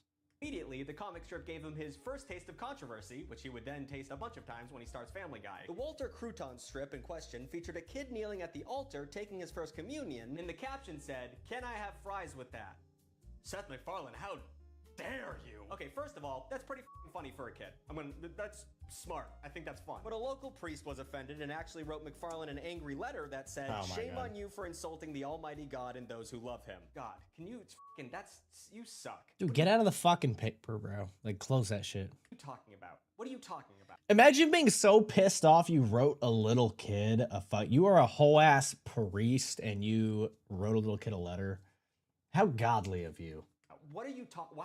How does that insult God? When talking to Howard Stern about his first piece of hate mail decades later, MacFarlane said, "Believe it or not, I actually don't set out to piss people off." But from an early age, Yeah. there was an edge to Seth MacFarlane's comedy. But the thing is, he's not trying to be a troll. I I believe it. He's just trying to be funny. And for the most part, people have always responded to his humor. Even a misogynistically tinged Walter Crouton strip where the main character accidentally asks an ugly woman out on a date won him 3rd place in an under 11 cartoon competition. Now, it is neither here nor there for me to comment on that because I've laughed at a lot of misogynistic shit, but it is crazy that there is cartoon competitions for children. Was that only a thing in the 80s and 90s? Please, let's bring that back. MacFarlane's laser focus on his career aspirations sent him Damn. to the Rhode Island School of Design, where he majored in animation, also known as RISD, and a lot of famous animation people come out of there. Like most animators, his white whale was working for Disney, though that all changed when he saw The Simpsons. For those of you that don't know, when The Simpsons came out, that shit changed everything. Like nowadays we look at The Simpsons and it's this tired trope of just the yellow family, and we've seen them a million times, and they're fucking everywhere. Dude, like 40 seasons of this shit. Oh my lord.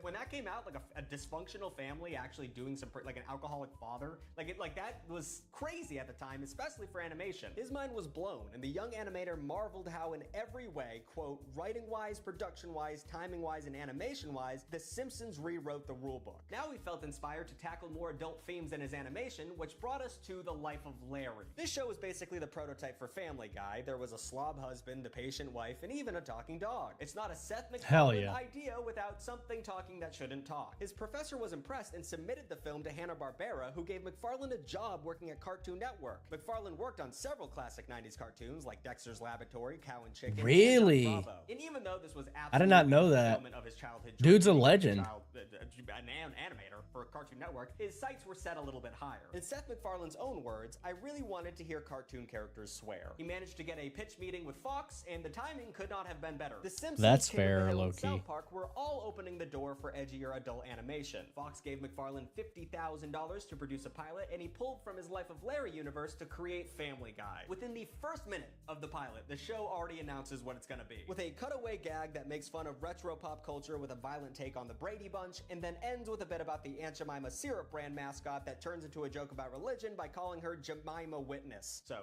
Yeah, I'm not gonna lie, the cutaways in Family Guy peak. Like that formula, they have it. They have it. They found it. right out the gate, just bam, bam, bam. That's Seth MacFarlane, baby. We're making fun of everything. And Fox fucking loved it, dude. They were all about it. And at first they wanted to make it like a short on Mad TV, like a short animation on Mad TV. Mad TV was a big show. It was like SNL's Dirtier Cousin. Some people think it was better. This is not about Mad TV. And that was also echoing the way that The Simpsons started as a short on the Tracy Ullman Show. But Family Guy was Dude, too that is the pilot for Simpsons. That is so chopped. costly to produce for Mad TV, so Fox greenlit the show for its own primetime slot. Now, at this point in Seth MacFarlane's career, green lights. Just bang, bang, bang. It's just all open doors. From age 9 onward, cruising through the animation industry. I mean, consider this. Family Guy wasn't just like a show that they were like, I don't know, quietly roll it out on midnight or something. Fox debuted Family Guy after the Super Bowl. Why are they giving him that slot? What? Dude, the first fucking season of the shit, that is crazy to give him that. I'm not gonna lie. Insane. You're a new guy. They're like, yeah, hey, yeah, we like your, imagine the fucking pressure that you're Seth MacFarlane. Hey, yeah, we greenlit your show. We're gonna premiere it after the Super Bowl. Okay. You know, hope it goes well. Which, if you didn't know, is the consistently most watched piece of television every year, which is the Super Bowl, and whatever comes after it, people are going to leave the TV on. That meant that the first episode of Family Guy reached 22 million viewers. And after its first short season, Fox ordered another 21 episodes for a second season. And they did this even though the show was already generating a ton of controversy. In fact, a priest, who also happened to be the headmaster of the private high school MacFarlane attended, got lots of press with a letter-writing campaign targeting advertisers, urging them to boycott the show. But the priest claimed that the show was anti-Semitic, racist, and sexist. But Get Fox a fucking defended, saying it life, was bro. satirizing political correctness, which is one way to look at it. But the show is also anti-Semitic, Just laugh racist, at and stuff, sexist. man. It is, but that's just, I'm not gonna sugarcoat it. But despite the defense of the show, it felt like they really didn't know what they wanted to do with it. They started moving its time slots around in the second season, forcing it to compete with shows like Friends and Survivor. And as a result, viewership tanked, and Fox canceled it. Did you know that Family Guy was canceled? I did Gone know forever. that. Never saw it again. Then, in a last-minute decision, they renewed it for a doomed third season. Finally, after getting even worse ratings in its third season, Fox pulled the plug on Family Guy in 2002. So that sucks, and after its initial failure, Fox had a hard time selling the show to other networks, and eventually Cartoon Network acquired them. In the words of the Fox television What? president, basically for free. Even though this appeared to be a major blow to MacFarlane, it was actually a match made in heaven. While on network TV, Family Guy struggled to find its audience, but Adult Swim, huge fan of Adult Swim. Adult Swim's a huge fan of this show. You know what I'm saying? I made the whole video about them. I talked about them all the time. Adult Swim saves shows. Adult Swim just so happened to have a built-in demographic that the show appealed to, 18 to 34-year-olds. And the results were immediate, with the show spearheading a 239% increase in ratings during the time slot. It was even beating shows like the David Letterman and Jay Leno. It was beating both of those, which is insane. You don't beat late night, at least not at this time in history. And then there were the DVD sales. In the early 2000s, it was still a pretty novel concept to get a TV show on DVD, but the sale of Family Guy DVDs showed just how popular the idea could be, and it sold nearly 400,000 copies in its first month. And it would go on to sell over 2 million copies overall, which made it the best-selling TV show on a DVD ever. Of course, at this point, the show was back on Fox's radar, and they struck a new deal with MacFarlane, making Family Guy an anomaly. A show being resurrected into a primetime slot by the same network that canceled it. Which is why if you ever watch a Family Guy Crazy. episode, they often talk so much shit about Fox because they're like, you, acting like you crawling Or- back to me when people realized how good this show was. You screwed me in the first place, putting me up against Survivor. Put me against Boston Rob. What am I supposed to do with that? To the credit of McFarlane and the rest of the writers, I'd watch Family Family Guy didn't over play it safe Survivor. when they came back to network TV. Personally. Instead, the season 4 debut starts with Peter listing all 29 shows that were canceled by Fox between Family Guy's own cancellation and the revival. So it was a big middle finger. That's and then fucking they awesome. did not pull back. The rest of the episode is sex, drugs, talking about Mel Gibson and the Passion of the Christ. If you don't know, there was a lot of anti-Semitism involved in that. Never once feeling that they were walking on eggshells. They never pussyfooted this. They went right into the gate. With that, they were back, and in a pretty big up way. The third episode features a storyline where Quagmire is celebrated for giving a woman CPR and saving her life, even though what he was trying to do was her while she was unconscious. Chris, bleep whatever you think you need to bleep whatever. What I just said. Which, to be fair, is a funny situation for a shitty character to be in. I could see this happening in, I don't know, Always Sunny, but it does make me feel bad for laughing about it. And then there's the episode P-tarded. Can I say that? Someone's gonna get mad at me. I'm just reading shit, all right? In this episode, Peter becomes insufferable after winning a game of Trivial Pursuit. So Brian makes him apply for a MacArthur Genius Grant. When he gets the results back, it is shown that he has the intellectual...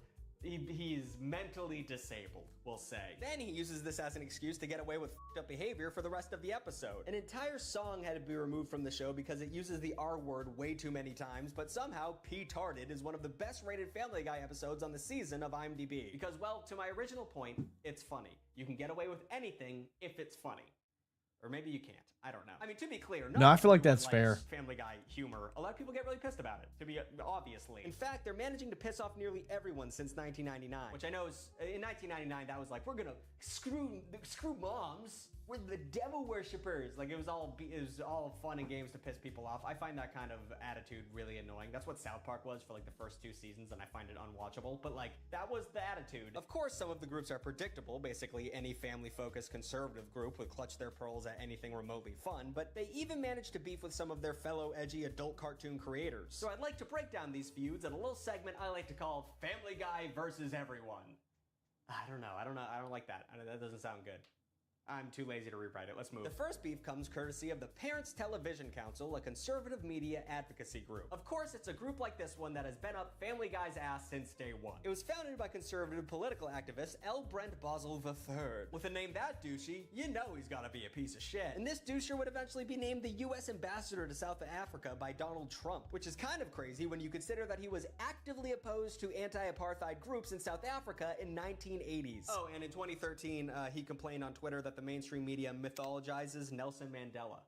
So why is he the guy talking to South Africans? Anyway, the PTC complained a lot about Family Guy, and I mean a lot. For most of the early 2000s, the complaints they filed with the FCC were ignored. But undeterred, they used their website to post blogs about Family Guy's worst offenses and call out advertisers for supporting them. But to be completely fair, some of the things they were calling Family Guy out for at the time weren't completely unjustified. Like in 2013, they posted a blog about the way the show was running ads for Emmy Awards season. American Dad. I actually didn't know some of this stuff. Like in 2009, their For Your Consideration Emmy showed Stewie yelling, "Indians and Hispanics don't live in Scranton," which, I don't know, means, it just feels like a weird attack on The Office. What the f?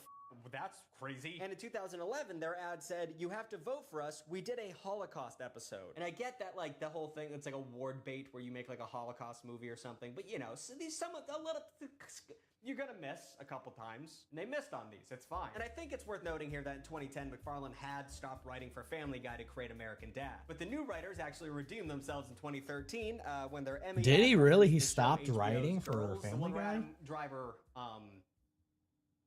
splooges on a young lady's chest. The Family Guy ad had its male characters. Wait, what dressed as movie is girls' that? Characters with a caption reading, "Here's a load of comedy." The show HBO's Girls, the one where Adam Driver splooges on a young lady's chest. The Family Guy ad had its male characters dressed as girls' characters with a caption reading, "Here's a load of comedy to shoot on your chest." And damn it, that's funny to me.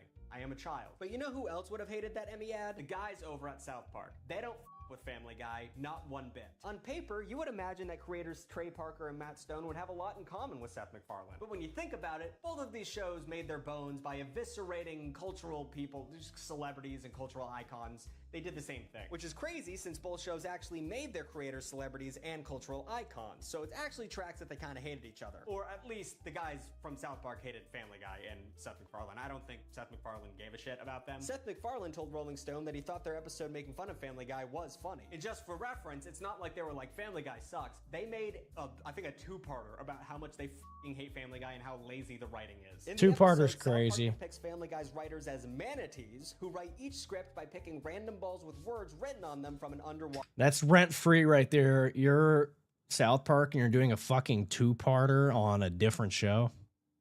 I'm just gonna go watch that show. I'm not gonna lie.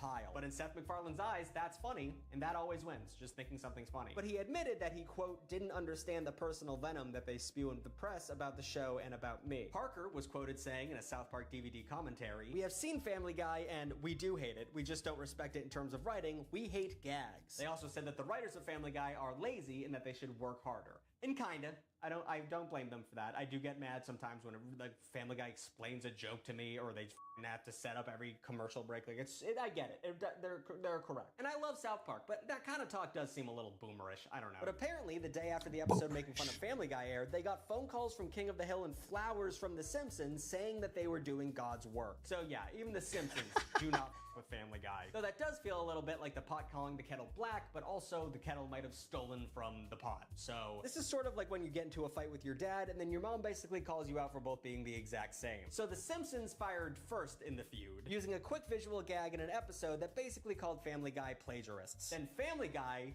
went nuclear in their response. Okay, this one's not, I never understood why they did this. It's not funny. They tried to air a scene where Quagmire sexually assaults Marge and then goes on a rampage and murders everyone in the Simpsons. What? Where's the ha-ha in that? Obviously, Fox said you can't air this, but MacFarlane never really seemed to understand why. On the DVD commentary, Dude, that is crazy. He went all out for that shit. He was so fucking mad. You know what? Quagmire's gonna go crazy. He's gonna destroy that for universe. the episode with the deleted scene, MacFarlane complains that the censorship was preferential treatment towards The Simpsons from Fox. But I don't know. I feel like censoring that scene was pretty obvious to me, but you've never done anything dark like that. You obviously were a little pissed off.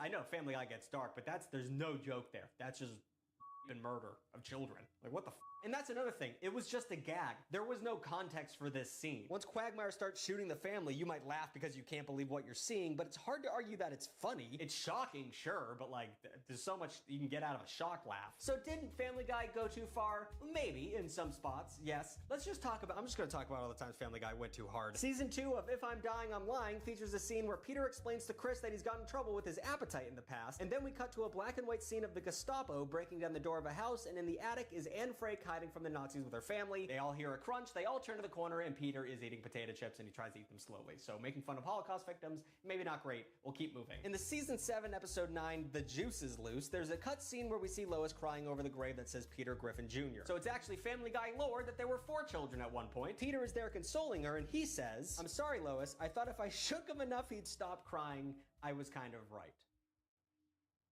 Partial Terms of Endearment, Season 8, Episode 21, had a super controversial one. Really got in a lot of trouble for this. The premise is that Lois is serving as a surrogate mother for a couple, but then they die in a car accident. So now Lois has a situation where she either that's a weird has situation. the baby or has an abortion for the couple who's dead.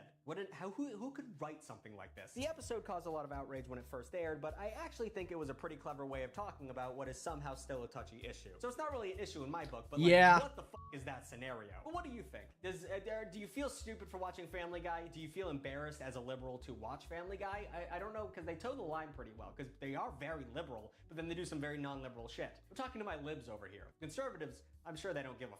But the libs, I want to know from the libs. Like, comment, and subscribe. New videos every Saturday, sometimes Wednesday, and check out Extra Tug. $4 a month, you get a new video every week, and it's always super raunchy and fun. Yeah, I'm not gonna lie, just to put a cap on that, like, dude, I'm not gonna lie, and I guess I'm not a fucking lib.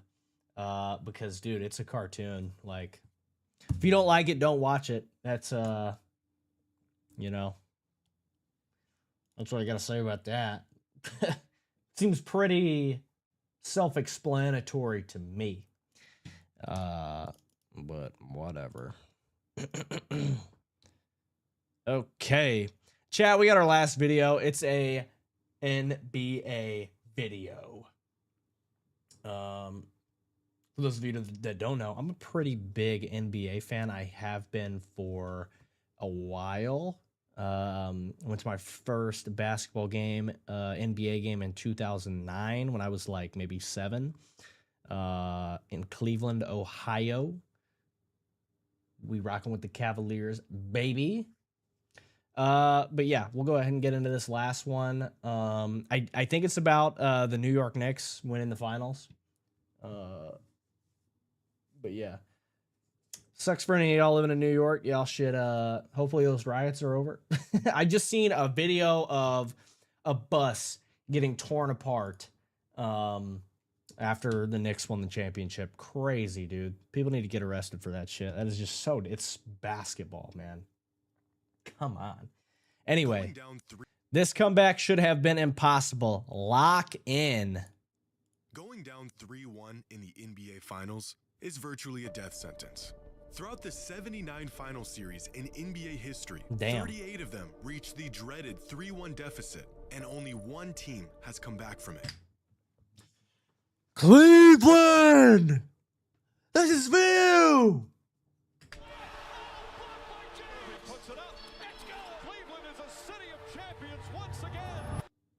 And with that being the case, it was imperative that the San Antonio Spurs won Game 4 on Wednesday night in Madison Square Garden to prevent going down 3-1 in the series and give themselves a real chance to win an NBA title.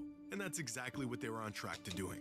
Through the first half of Game 4, Victor Wembanyama and the Spurs put together arguably their best half of the entire season. Record-breaking efficiency, stifling defense, and a first half of basketball so dominant that it earned them the third largest lead going into the half in the history of the finals. Yep, we watched. 76-49, a 27. Excluding the bubble. What the fuck? Like and let me give a hot take here. This was a real graphic on ESPN. Largest halftime lead by road team in NBA Finals history, excluding 2020 bubble. Yo, and let me just say, hot take. And I'm not a LeBron guy, like a Glazer like that. He's my 4th best player of all time. Okay, I'll just say that. But I don't know why everybody acts like the bubble was just not a good ring for the Lakers. They only say that because LeBron won it, number one, let's be honest. Number two, that is like, aside from his 3-1 comeback, like that's his hardest championship, 100%, I think. I think the 3-1's more impressive because it's never been done, the whole story around it, Cleveland, you know, the 52-year drought and everything like that. But if you guys remember back in the bubble, that was like pure hoops. You had guys like, there was no crowd. You had guys like TJ Warren putting up Michael Jordan numbers in the bubble. Like you had guys like Tyler Hero, who's not played that good since the bubble days. Like, man, dude, like anybody could blow, like just go off in the bubble. And LeBron won the shit. So I don't understand why the Mickey Mouse ring, it was, you know, this, that, and the other. Like, no, dude, get out of here. Like, that is a 100% like a tough ring, and it should 100% be counted. I don't know. People don't count it because it was LeBron James that won the ring. And I don't know. LeBron's kind of this weird player where like he has like a huge fan of haters and then a huge fan of Glazers. We don't really have a lot of people in the middle with LeBron for some reason. It's either like one end or the other with most people, but I tend to be in the middle somewhere. I think I have a pretty objective outlook on his career, but maybe some I know people would disagree with me because it's LeBron James, but yeah, I don't know, man. The bubble ring is valid. It's 100% valid. I get it was COVID and it was just a weird time, but that's a valid ring, and he's a 4-time champ. You know, so I don't know. Let's get back. 6-49, a 27-point chasm separating them and the New York Knicks. an impossibly large deficit for the Knicks to overcome. In fact, the largest comeback ever achieved in the finals was 24 points. So, barring literally the worst half of basketball in the history of the finals, Whew, the Curtis Spurs Bryant, were already man. guaranteed to tie up the series going I back like to him a San lot. Antonio with the wins at their back and all the momentum leading into Game 5. What transpired over the next 24 minutes of game time was literally the worst half of basketball in the history of the finals. It's gone! It's gone! It's gone! With 1.2 remaining, Knicks take the lead. Bedlam here at the Garden. Yeah, this was crazy, dude. I'm not gonna lie. I just don't like the Spurs. Big thing, big thing. They beat the Thunder. I don't think anybody's rocking with the Thunder in 2026. I'm not gonna lie, but I'm glad they beat the Thunder. I wanted New York to win just because I wanted the East to win, but I just don't think I don't think the Spurs were ready, to be honest. I feel like a lot of people were saying the Western Conference Finals is basically the finals. I totally disagreed with that prior to the series. But yeah, my biggest thing with Vic is he's 7'4". He shoots a jump shot way too much. Way too much. He's way taller than your average center. Not way taller, but like he's significantly, I think, taller than your average center. And he just shoots the ball a lot. Like, I get you have that in your bag, but like, dude, you are 7'4". Your nickname is the Alien. Let's get to the rim. You know what I mean? And they'll talk about that on ESPN, on, NBA on ESPN and stuff like that. And I totally agree. I totally agree. The greatest comeback in NBA playoff history. Today's video is sponsored by SeatGeek. Nope. Tickets, offers, and more, including my get back % off in the description. Promo code.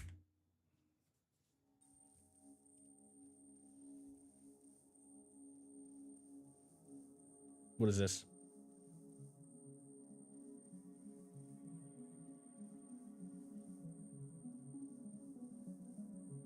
Oh, that's their lead. Should have put up the house, man. Should have put up the house. And that was one thing I think I seen the stat. It was like the Spurs led the NBA Finals for like 71% of the entire series. Is that like the meta these days? The Knicks did it. They did it a bunch in the playoffs. Come back against the Cavs too. My Cavaliers. I was pissed in that game one. That totally lost us the series, blowing a 22-point lead or whatever it was. Like, dude, come on. This shit's so painful to watch. And then the Nuggets were on that shit, like against the Lakers a few years ago in their playoff series. It's like, what is that the meta? To just play like shit and then lock in for the last, the last quarter? Like, is a graph of the live win probability from Game 4 of the NBA Finals, according to Unpredictable.com. The San Antonio Spurs played so well in the first half that by the end of the first quarter, the Knicks' win probability was already just 17.6%. By halftime, the Knicks' win probability fell to just 1.5%.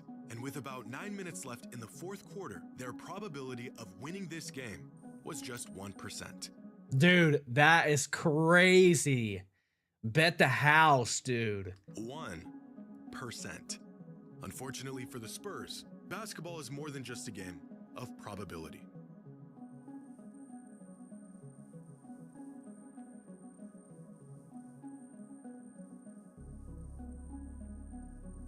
Holy hell. 100. This, ladies and gentlemen, is a visual representation of the greatest comeback in the history of the finals, and quite possibly the history of the NBA. Because what the Knicks did on Wednesday night wasn't just improbable, it should have been impossible. This is an insane graph. I don't think we'll see this shit ever again, at least for another 50 years. How in the world did Unless that's the new meta, like I was saying. the Knicks pull this off? Well, you have to see it to believe it. Earlier in the series, Keldon Johnson goes in hard. Can't get it, but tip misses. The first signs of a catastrophic meltdown by the Spurs all started right about here. With just under 9 minutes left in the third quarter, down 27, Josh Hart brings the ball down the court and feeds OG Anunoby for an easy dunk. The Knicks playing with a tangible sense of urgency considering their circumstance. The Spurs rebuttal. Right now. Shooting threes. And they did this shit in other games too. I remember hearing about it. I don't remember which game it was, but it was like they just like for whatever reason just want that they got comfortable and then they went like 0 for 8 from 3. I don't know if it was this game. It might be. He might talk about it, but it's like, what are we doing? And again, you have a 7'4" center, like, and he was part of it. He's part of the problem. Like, why? What are you doing? Like, seriously, that shit's so painful to watch, man. A contested 25-footer 4 seconds into the shot clock. Yeah, that's a terrible fucking shot, no matter who you are. Unless if you are like Stephen Curry or Klay Thompson, like you are a fucking elite shooter. 4 seconds into the shot clock, we're a one pass three-pointer on a possession. I don't care if you're up 30, 40, 50. That's like a top 2 worst shot in basketball. 100%. And his commentary on this possession could not have been more spot on. And right now, Mike Brown doesn't mind those quick threes by the Spurs. Even if they go in, you want to speed this game up to give your team more possessions. Just moments later, Jalen Brunson hits a 3, putting the Knicks on a 7-0 scoring run while Taylor Swift cosplays as an actual Knicks fan. Spurs call a timeout, their game plan still intact. For now. Just a couple possessions later, after a miss from Brunson, the Spurs come down and get into a 2-man game with Wemby setting a screen for De'Aaron Fox. Wemby pops out, and Fox passes the ball to absolutely no one. Knicks ball, we're going careless. Fortunately for San Antonio, the Knicks do not convert on this possession, so the Spurs have a chance to come down and extend their lead back up to 25. With another deep, wildly contested three-pointer that, of course, doesn't fall. What the fuck? Like, what are we doing? Like, dude, just watching that possession back. The Knicks do not convert on this possession, so the Spurs have a chance to come down and extend their lead back up to 25. Look, Dylan Harper, drive, nothing. Okay, we have 12 seconds on the shot clock now. Pull the ball out. We have half the shot clock. Kick. What? How are you feeling? You're feeling some kind of way with those fucking metallic shoes? You catch the ball with 12 seconds.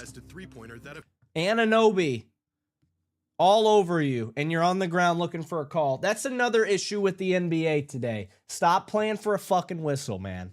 Stop playing for the whistle. That shit's garbage. That's why the whole nation wanted the Thunder to lose this year, because they do that shit. Big problem with, and then Adam Silver going on that interview talking about, oh yeah, it's not really an issue. Are we serious? Are we serious? Of course, doesn't fall. The Knicks, on the other hand, come down, move the ball around until they find OG in the corner for this open look. The lead now down to 19. Yep. Knicks on a 10-0 run. Now it's like, one can only assume the okay, it's Spurs just 19. will probably stop shooting early shot clock threes and really get into their half-court offense, right? Points, Brunson with 22. They've got 44 of the 62. Johnson wide open. Can't hit. Right. Right. Well, at least on the next possession, the Spurs do a better job at getting into something that resembles a coherent offensive set. Fox step back 3. It's another highly contested step back 3 and another miss. What's worse than another missed 3? Cornette checks in. Hart tries a Them three. hit one. Giving up another 3 on the other Yeah. end just 27 seconds later. The Knicks now on a 13-0 run. Eventually, the Spurs got back on track and maintained their lead over the next 6 minutes, slowly working down the clock and holding off the But Knicks. it's like damn near too late because it's a game of momentum, right? It's a game of runs. And like really what this boils down to, them just chucking up threes, like there's another one. I get this one's later in the shot clock, but still. Like, I think what obviously it just boils down to inexperience. This is a super young team, and I think they'll have success in the future. But man, this is like, this was a hard watch. I'm not gonna lie. Like, I'm happy for Jalen Brunson and Cat and Anunoby, IU legend, by the way. But it's just like, man, this was a hard watch, man. I'm not gonna lie. Which in and of itself was a miracle considering how poorly they were playing. Throughout the third quarter, the Spurs attempted 20 shots. They hit 4 of them. In fact, they had more turnovers than they did made shots in the quarter. At the start of the quarter, the Spurs had a Losing ball. 27-point lead. By the end of it, their lead was just 15. But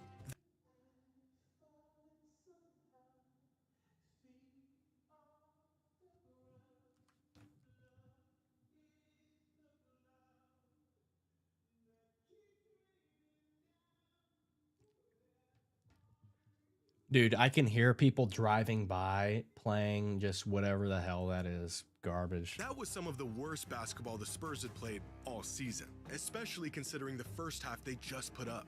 It would take an unprecedented, horrific collapse to follow up that third quarter with an even worse fourth quarter. No, seriously. Cornette checks in. Hart tries a three. Hart hits a three. Suddenly it's cut to 16. That's 13 straight points. Alvarado tries a three. You know what's crazy? And I don't want to be like, you know, Rolls around and drops in. Beautiful pass inside. Bridges banks it home. Shot clock winding down. Towns off the bounce. Step back. Puts up the three. It's good. crazy shot. Three-pointer's good. 6 3-pointers for Anunoby. You ever watch a game and see some stuff that can only be attributed to what feels like fate? Despite the adjustments, despite the attention to detail or the effort, it just seems like there's an outcome that is destined to happen. This was one of those games.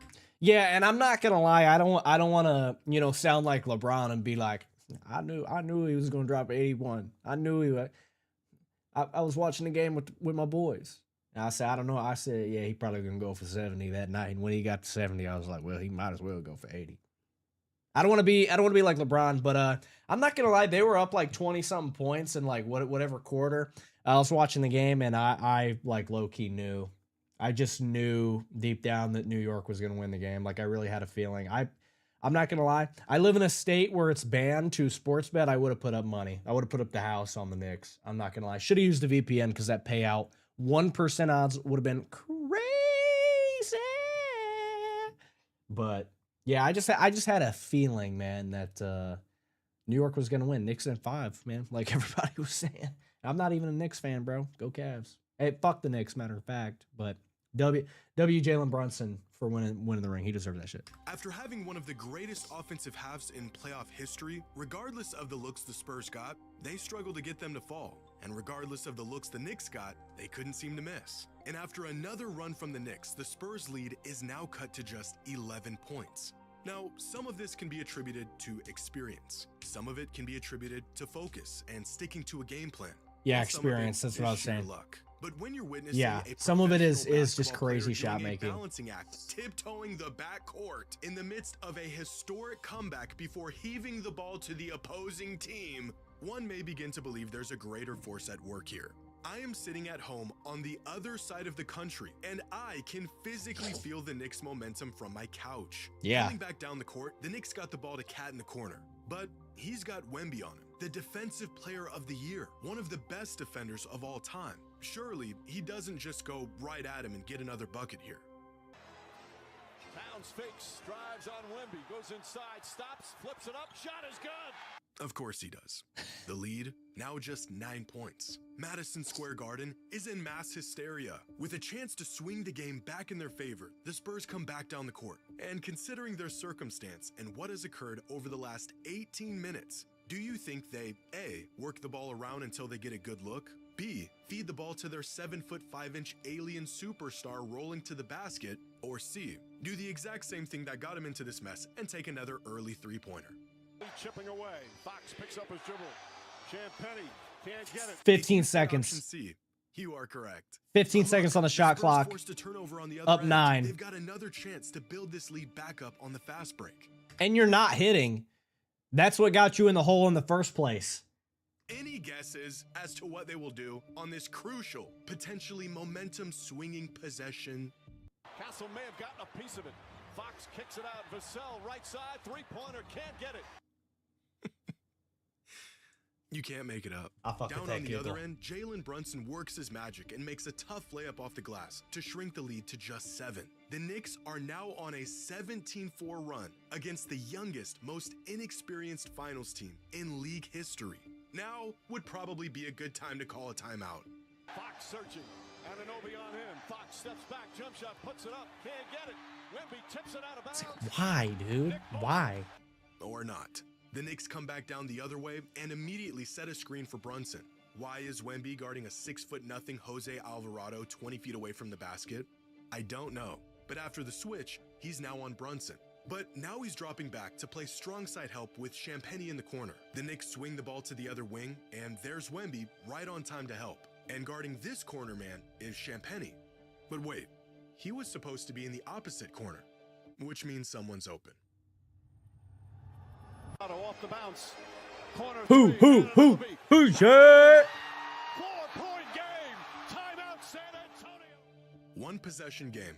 Mitch Johnson realizes he has the autonomy to call a timeout. Larry David is losing his mind, and the world is ending. Or at least it feels like it is, if you're a Spurs fan. But there's still hope. After trading a few buckets, the Spurs maintain their 4-point lead until there's about 2:20 left on the clock.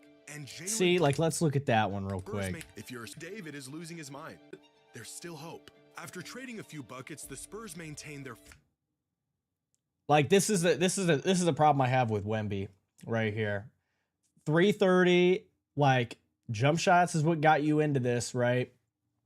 9 seconds on the shot clock. You have Karl Anthony Towns. I get he's a bigger guy than you, like weight wise. He's stronger than Wemby. But like, dude, go to the rim, bro. He always be doing this shit. He always wants to take a shot over top of somebody. Get to the rim. You're 7'4", bro. You're 7'4". Get to the rim. You know what I'm saying? 5-point game, 3:30. Come on. 4-point lead until there's about 2:20 left on the clock, and Jalen Brunson hit this three over Wemby. Shot clock at 5. Brunson fires up a 3. Pops it in. Crazy. 1-point game. This building is shaking right now. You ever see a dagger that wasn't a game winner or a go-ahead bucket? And they're down. Because it is now just a 1-point game. Yeah. And the Spurs are in a state of shock. How do I know this? Because on the very next possession, De'Aaron Fox, the team veteran, a starting point guard in the NBA Finals, did this. Now Karl Anthony Towns. Fox throws it away. After 2 quarters of some of the most appalling basketball you've ever seen, this should have been the nail in the coffin for the Spurs and their hopes of winning this game. Josh Hart ahead of the pack, lays it up. Lost. Holy shit. But it wasn't. I feel like I'm watching for the first time again. Josh Hart Oh, this wasn't even game. But it wasn't. This wasn't even game 6 or game 5. Josh Hart missed this wide open layup that would have put the Knicks up by 1. And despite their best efforts to lose it, the Spurs still have the lead. And on the very next possession, Wemby gets fouled and sent to the line to shoot 2 free throws. Now, Wemby is an excellent Or was free it? throw shooter with a career playoff free throw It says percentage 2-1 of on the 85%. scorecard. He's also the future face of the NBA in a potential legacy-defining moment. Of He his did career. do this shit, though. Under most circumstances, this trip to the line would put the Spurs up by 3 points.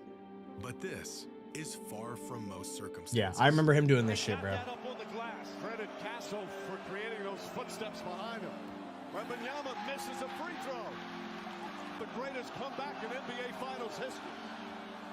Missed them both. Okay, yeah, I don't think he missed both in game 5. Still just 1 point. Or at least, it was. At 6, Castle on him now. Brunson, stutter dribble, drives inside, goes up, floaters up. It's good! The Knicks take the lead with 1:22 remaining. For the first time throughout this entire game, the Knicks take the lead with just over a minute left on the clock. If this game ended right here, what you just witnessed is already the most improbable, most unbelievable sequence of events in the history of the finals. But somehow, despite there being just a minute 22 left on the clock, this game is far from over. Thanks to a pair of free throws from Stephon Castle, the Spurs regain a 1-point lead with just 30 seconds left on the clock. And on the very next possession, this happens. Kicks it out in the corner. Brunson gets it back. Brunson on the drive. The floater's up. Shot won't go. Rebound deflected. In the backcourt. Fox has a chance to get. Oh my God, yo, and this shit's terrible. This was terrible. Oh my Lord. NBA players are the best basketball players on the planet. In spite of this, they still often make mistakes. And in the finals, these mistakes tend to live on in infamy. For every great, career-defining playoff moment, there are equally as many infamous blunders that stick with the player long after. Don't play they that retire. shit. What you're about to witness is one of those mistakes. Fox has it inside, blocked by Anunoby. 9. Like, dude, what are we doing? He did get fouled. I watched the replay. He got fouled. But, dude, like, you know the better option here? Dribble it out and get fouled and go to the line. I don't know. That's how he was acting, bro. Like, what? Seconds remaining. 6 seconds remaining. And Mike Brown, will they call a foul? With less than 14 seconds on the clock, the Spurs were up by 1 with possession of the ball. De'Aaron Fox could have wasted time off the clock and forced the Knicks to foul. He could have called a timeout. He could have cleared it out and passed it to a teammate. Anything, Instead, literally. He went up for a layup and got blocked, giving the Knicks one more chance to win this game. But of all the unlikely things to occur... Oh, this wasn't game 5. This was the fucking Anunoby. I'm so tweaking. This was the Anunoby game winner prior to this point, converting on a bucket with less than 6 seconds on the clock, down 1 in the finals is about as unlikely as any. Dating back to 1997, the beginning of the play-by-play era, there have only been 6 go-ahead baskets in the finals with less than 6 seconds left in the game. All 6 of Damn, these buckets seriously? cemented as some of the most clutch, legacy-defining moments in modern NBA history. Even after their historic, unprecedented comeback, the Knicks still had to pull off what has only happened 6 times in the last 30 years. What are the odds that they can pull it off? About as unlikely as everything that led them to this point. It might just go flat for Jalen Brunson, allow him to operate at the top, 1-on-1. Brunson gets it, fires up a 3. Shot no good, the tip, it's gone! It's gone! It's gone! With 1.2 remaining! Knicks take crazy. OG Anunoby, and it's 107-106! Bedlam here at the Garden. They can't believe it! The greatest comeback in NBA playoff history! The Knicks pull off the miracle comeback and lead it 3 games to 1. Now 1 win away from a title. And that, my friends, is the greatest comeback in NBA history. Yeah, you definitely, yeah. Yeah, bro. Hey, we gotta do more NBA reacts. I was rocking with that. This guy makes good videos, too. Makes great videos. Damn, bro. All right. That was our last video, chat. That was all we got for today. Quick little 2-hour stream tonight. Go ahead, hop off here. W stream. Hey, drop a follow. Catch the VODs. I think Wednesday we're gonna pick up 007 again. I want to finish that game on stream. I'm fucking with that game heavily.